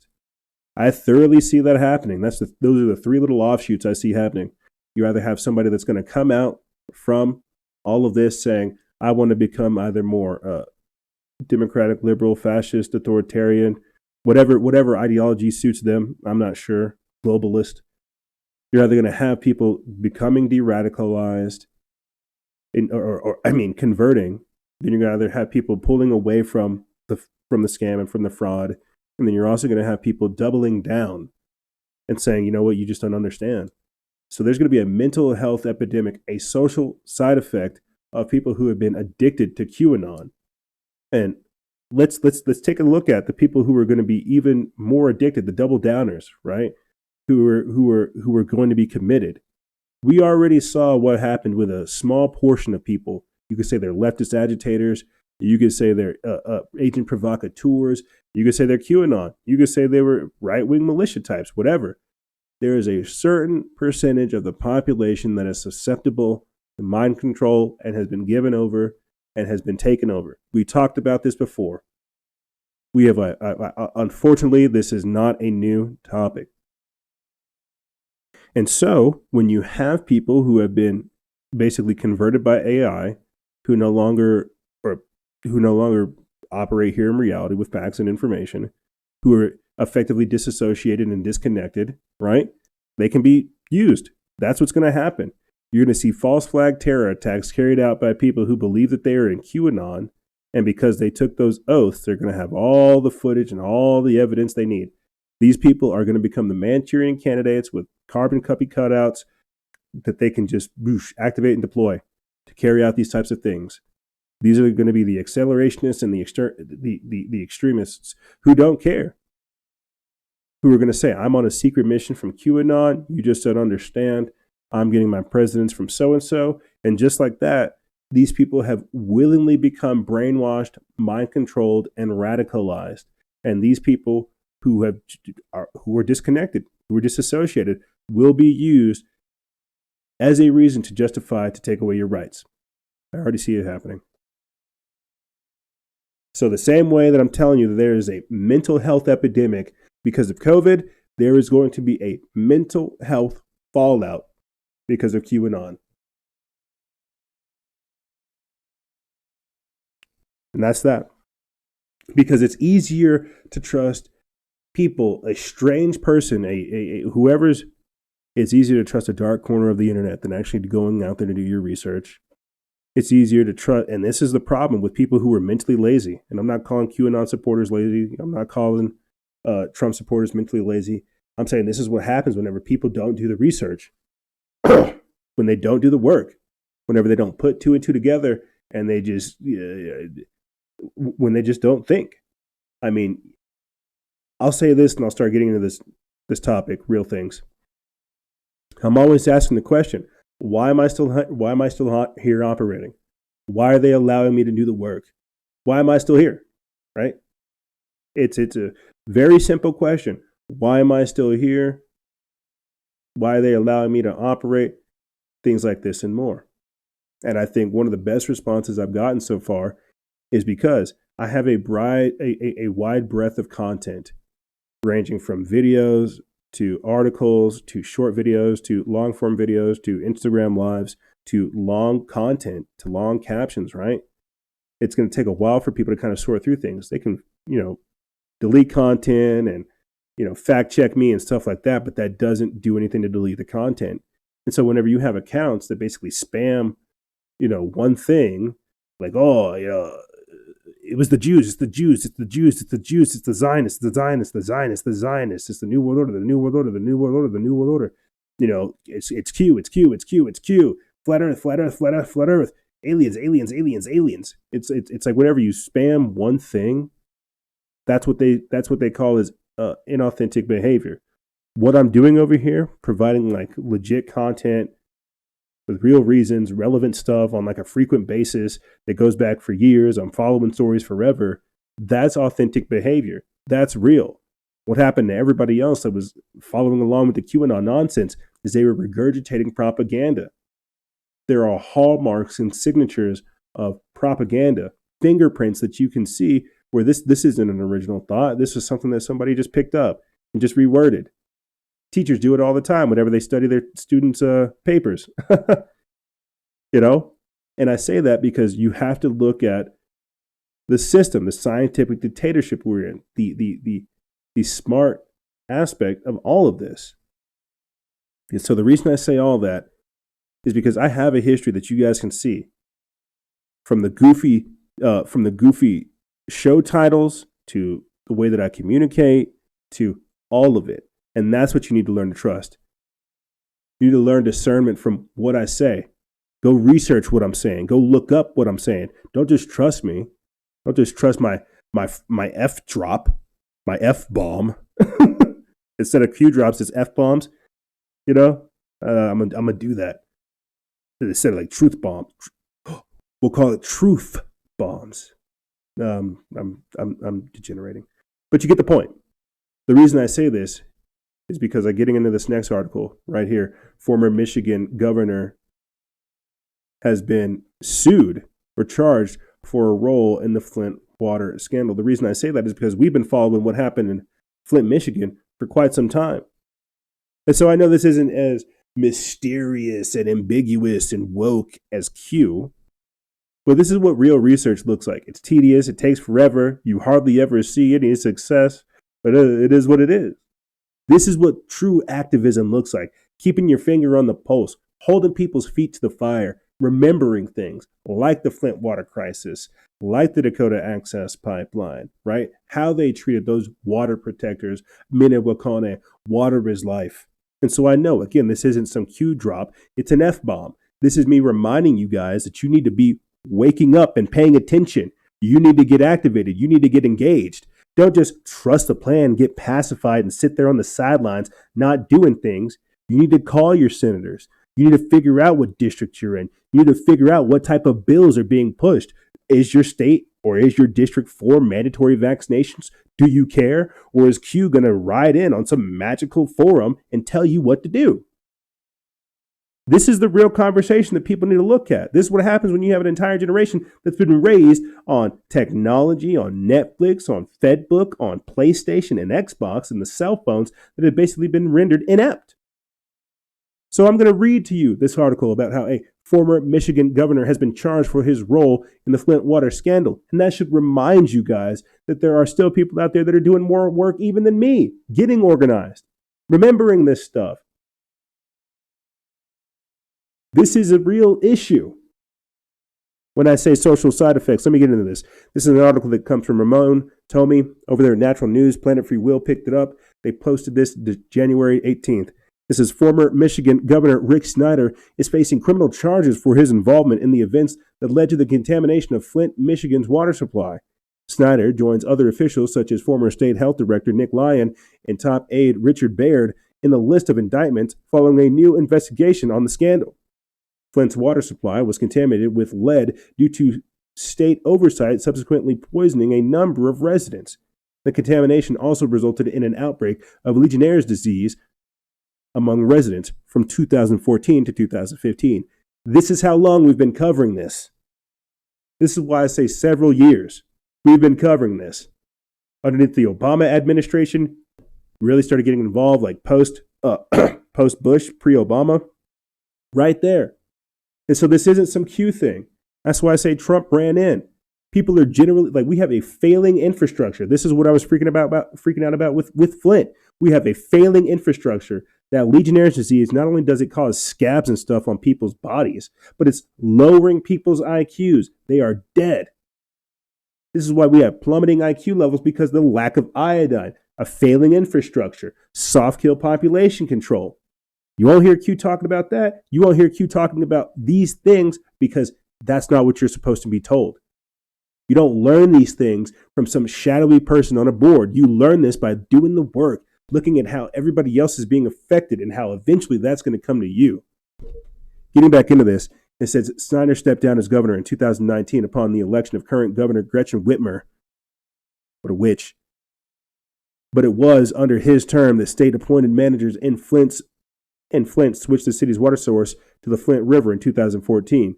The move was designed to be a cost-saving measure while a new pipeline to Lake Huron was being constructed. The decision proved to be disastrous. The water was not treated to reduce corrosion, allowing lead to leach from old pipes and make its way into the city's water supply. The toxic water affected about 100,000 residents. Meanwhile, bacteria from the contaminated water supply was blamed for the Legionnaire's disease outbreak. Despite lying, being aware of the cases being reported months before, Ian Snyder only announced the Legionnaire disease outbreak and the water contamination in January of 2016. A special prosecutor accused Lyon of failing to timely inform the public about the outbreak sooner, which led to the then health director facing involuntary manslaughter charges in 2018. His attorneys argued there was insufficient information to share regarding the outbreak. However, a new team of prosecutors led by Attorney General Dana Nessel overturned the previous investigation. The Attorney General's team conducted a new probe on the matter in 2019. This second investigation gave rise to the charges being faced by Snyder and other officials who served during his term. Snyder and other former officials are expected to appear in court soon. So the reason I wanted to put this in this segment, talking about social side effects, again, this isn't some Q drop. This is an F-bomb. This is me reminding you guys. You remember the Flint water crisis? You remember the chemtrails? You remember how they treated the people that were there?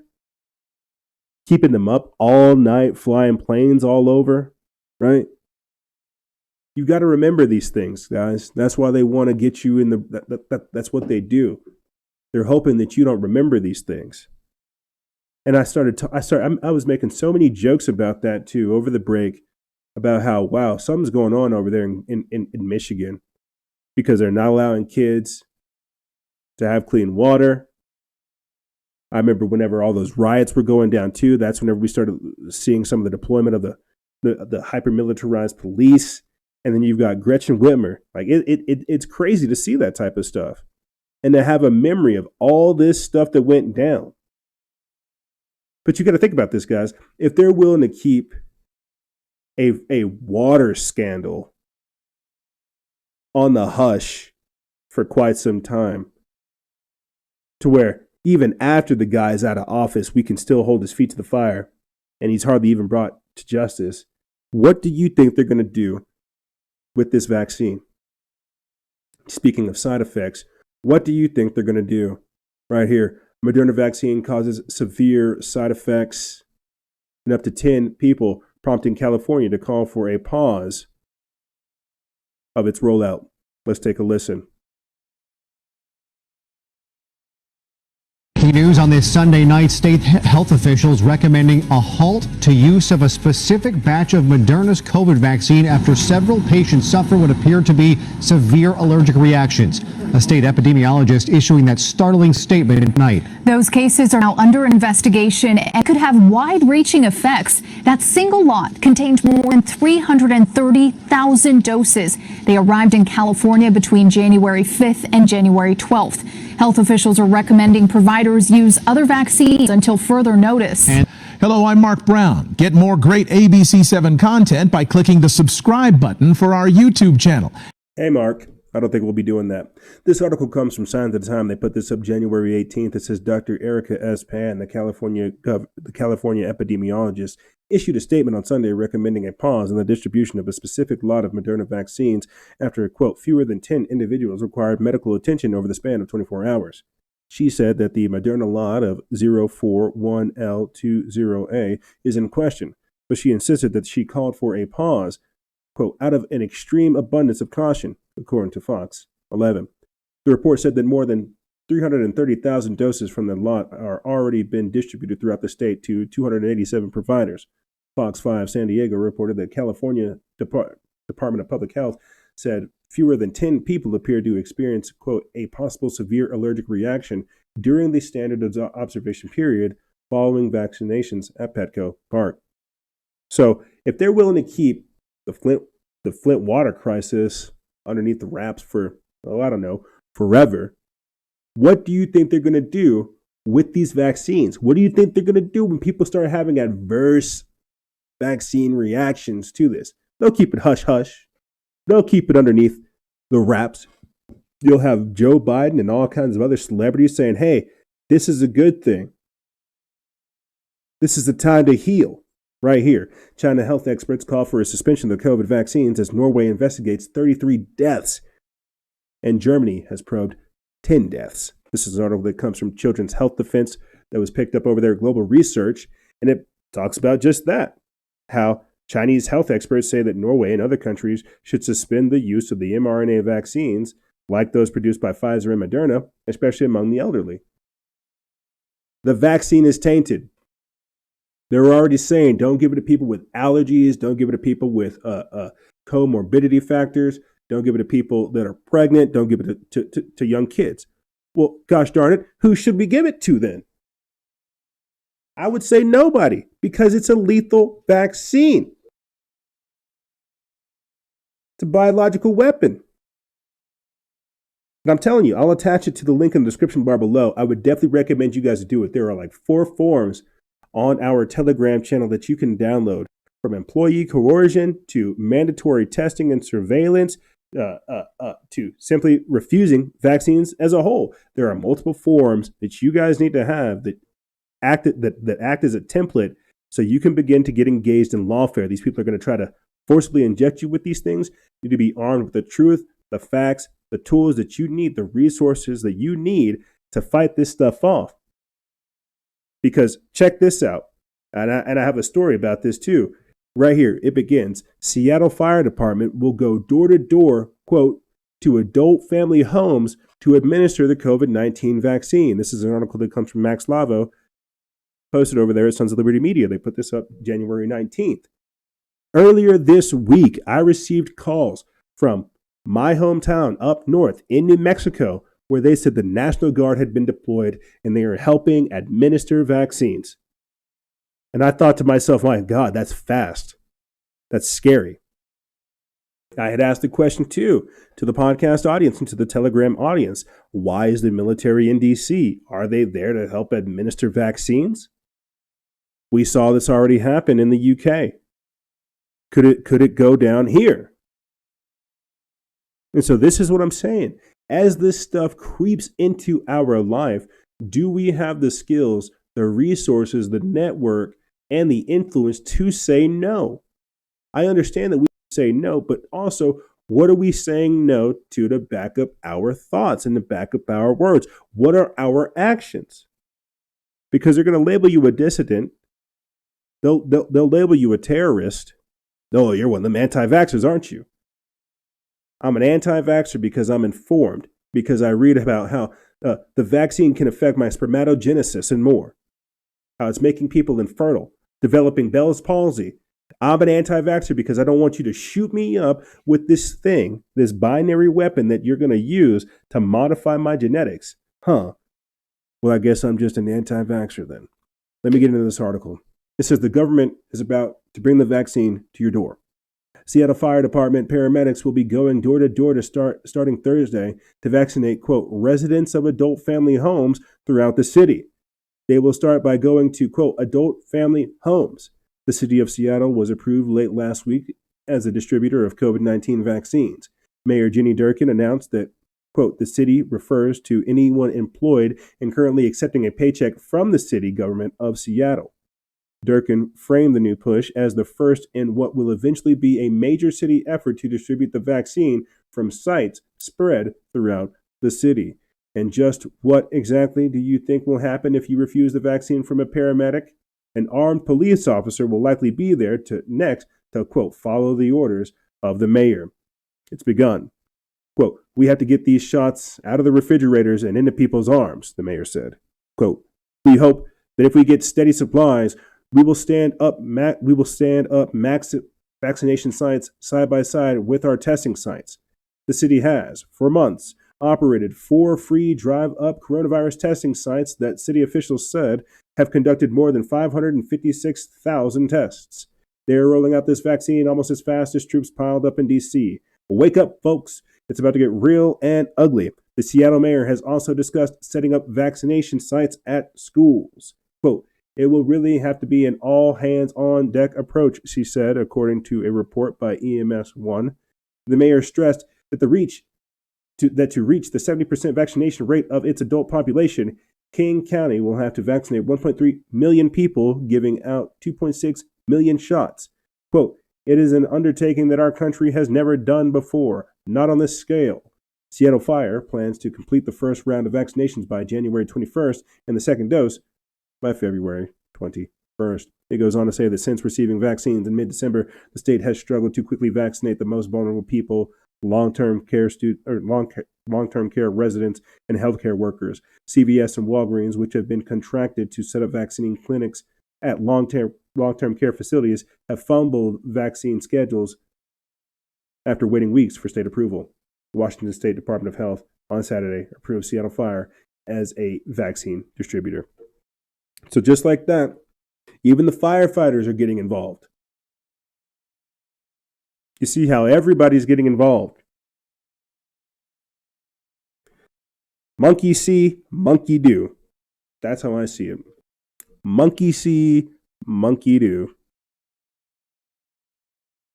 Because again, no one's ever asking, hey, should we get this vaccine?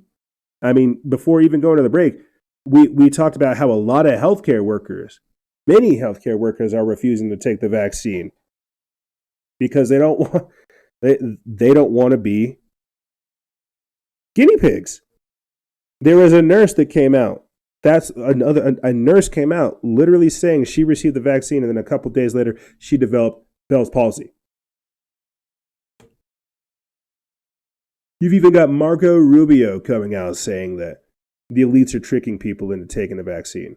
That's why that's why this discussion of mandatory is so hot right now. And if you paid attention to how we covered that, only if you are an employee of the city and an employee of the government can it be mandated. And so this is another reason why they wanted to wipe out the middle class, get rid of private health care so that you would basically be poor, get on welfare, ask for health care so they could mandate the vaccine shots so they could force that in you. They don't want private health care. See, private health care, I'll tell you, you don't need that stuff. I mean, some might because they want their money, but you get what I'm trying to say. This is the side effect.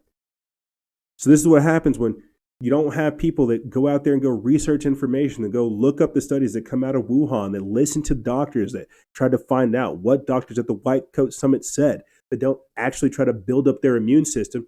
No. They want to be spoon-fed more of that information. That government's here to help you. Like QAnon said, just trust the plan.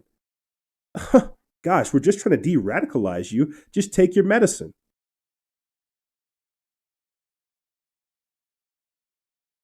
And now, in Germany,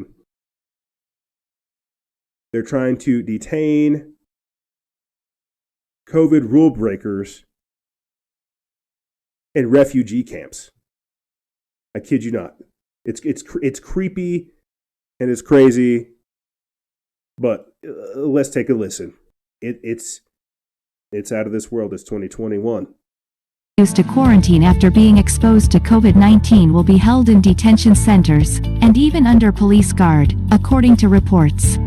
Officials in the state of Saxony, which is experiencing one of the worst outbreaks in the European nation, have already approved plans to hold quarantine breakers in a fenced-off section of a refugee camp, the Telegraph said. Another state, Brandenburg, also plans to use a section of a refugee camp. In Schleswig-Holstein, repeat offenders will be kept in a special area in a juvenile detention center, the report said, citing Germany's Welt newspaper. The state of Baden-Württemberg has 2 hospitals with rooms to hold the scofflaws, which will be guarded by police, the report said. The centers are aimed at detaining only those who continue to break lockdown even after being fined, the report said. States have been granted powers to do so under the Disease Protection Act, an emergency law that was passed by the German Bundestag last March and renewed in November, Dr. Christoph Degenhardt, an expert in administrative law, told Die Welt. Joanna Kotar, a member of the populist Alternative for Germany party, tweeted that those involved in the centers had been reading too much Orwell. As of Monday, Germany has seen more than 2 million confirmed cases of coronavirus and nearly 47,000 deaths, according to Johns Hopkins University. Germans who repeatedly refuse to quarantine after being exposed to COVID-19 will be held in detention centers. That is so creepy. And the fact that you've got like a robotic voice doing it too, that's even more creepy, man, you know?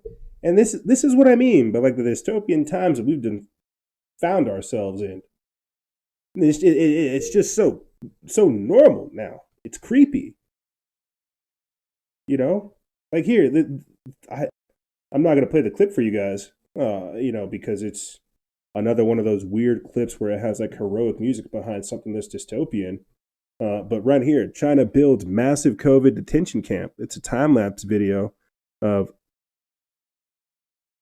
a massive COVID camp.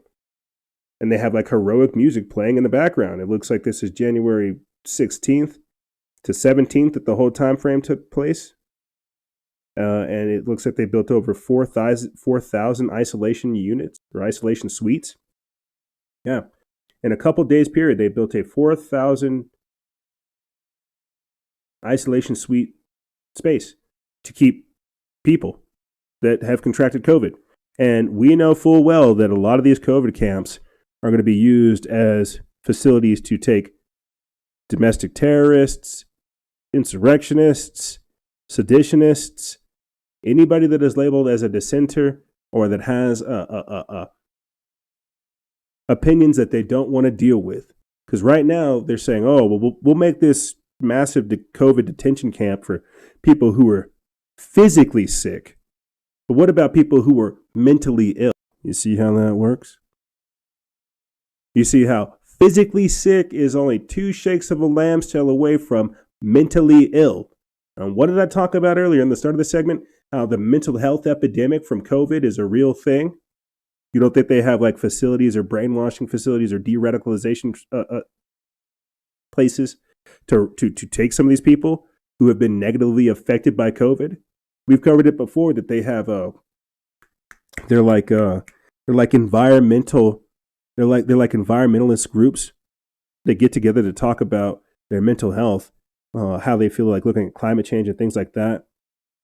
And so who's to say that they won't have COVID therapy groups saying, I can't believe all these anti-maskers were wearing this, but I'm derailing. You get the point. What I'm trying to talk about with the social side effects is we have lost so many rights and liberties because of COVID that it is now normal to engage in dystopian things like that. To have detention camps, refugee centers, isolation units, stuff like this. And it's great. China Joe thinks it's great. Secret police, this, that, and the third. It's great. No, it's dangerous is what it is. This is a very, very dangerous future that we're creating. Here, let me play for you guys this real quick while you have them saying that, oh, we'll put all these Germans in refugee camps if they don't agree with COVID, while you have thousands denouncing the COVID lockdown in Amsterdam. Yeah. And thousands have gathered in Amsterdam to protest lockdown measures in the Netherlands. Riot police used water cannons to break up the crowds. Authorities have extended coronavirus restrictions that began on Tuesday. They include the closure of schools and most stores. The Netherlands was more reluctant than its neighbors in implementing lockdowns during its initial outbreak, but a second winter surge in cases prompted officials to take stronger measures. So you know what? You know what I find very strange and interesting about all of this? And I think this is going to be one of the last things that I bring up for this segment, social side effects, just showing you like the crazy switch of how things have happened. They're criminalizing civilians and citizens. They're persecuting people with ideologies that they don't believe in. And at the same time, they're letting in the refugees, they're letting in the migrants so that they can replace them. You see how that works? That's why they say nationalism is a bad thing, or believing in patriotism is a bad thing. Now, audio listeners, I'm about to turn off the mute for this clip. It says thousands of migrants head for USA after a clash in Guatemala. An article that comes from Drudge Report feed. They put this up January 18th.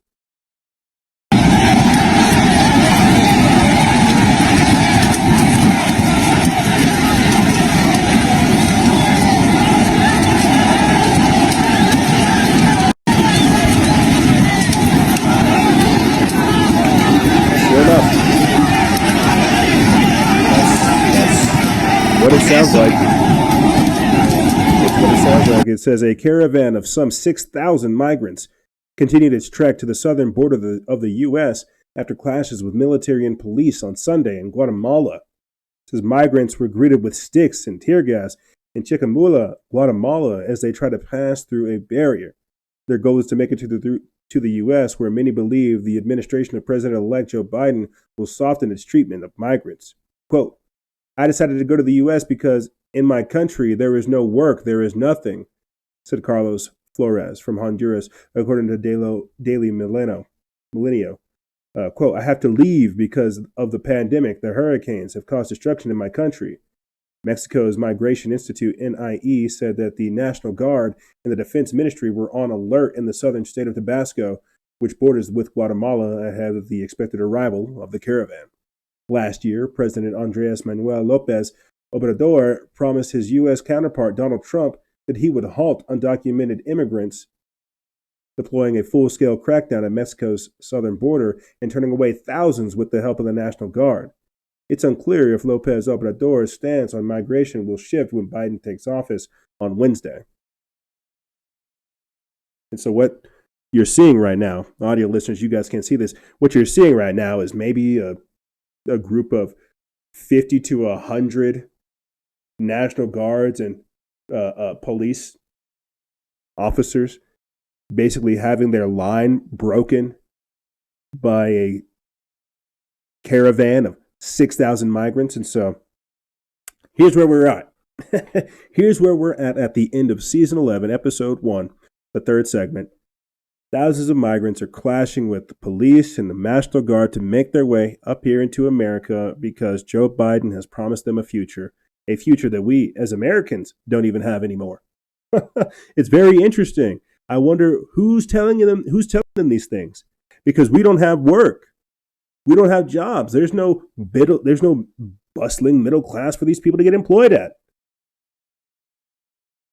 These are the people that are going to take those positions of power, that will fill those seats whenever they begin to expand that new domestic spy force. There's a lot of things going on in this world right now. A whole lot of changes taking place, not only in our nation, but around the world. And here it is. Here's the formula. So as you as a citizen are being chastised in your own country, they are weaponizing third world migrant populations to come into your nation and to change the demographics as well as the political demographic of your nation. This is globalism. That's and the sad part is this was always the plan. I've talked about it before. How Trump was supposed to get in there. Like Obama's purpose was to bring us down to third world status.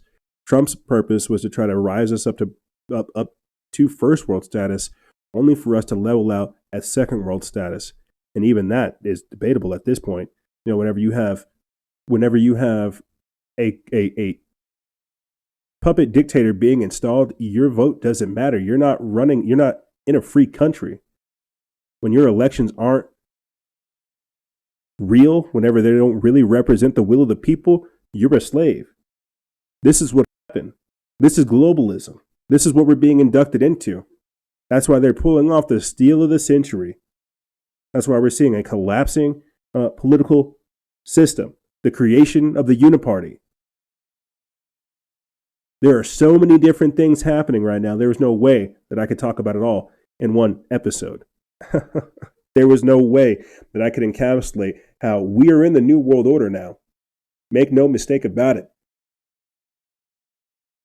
There's no way that I could have talked about all this stuff and made sense. If anything, it's almost a good thing that I couldn't. It's almost better that all of this stuff happened in the way that it did, because people would not have known otherwise. They wouldn't have believed it had they not seen it with their own eyes. And it's not done. If anything, it's just getting started. We have a very, very interesting future ahead of us, my friends. I can only hope that we survive it. You see. Ladies and gentlemen, this is Biden's Blitzkrieg, ideological purity, and social side effects.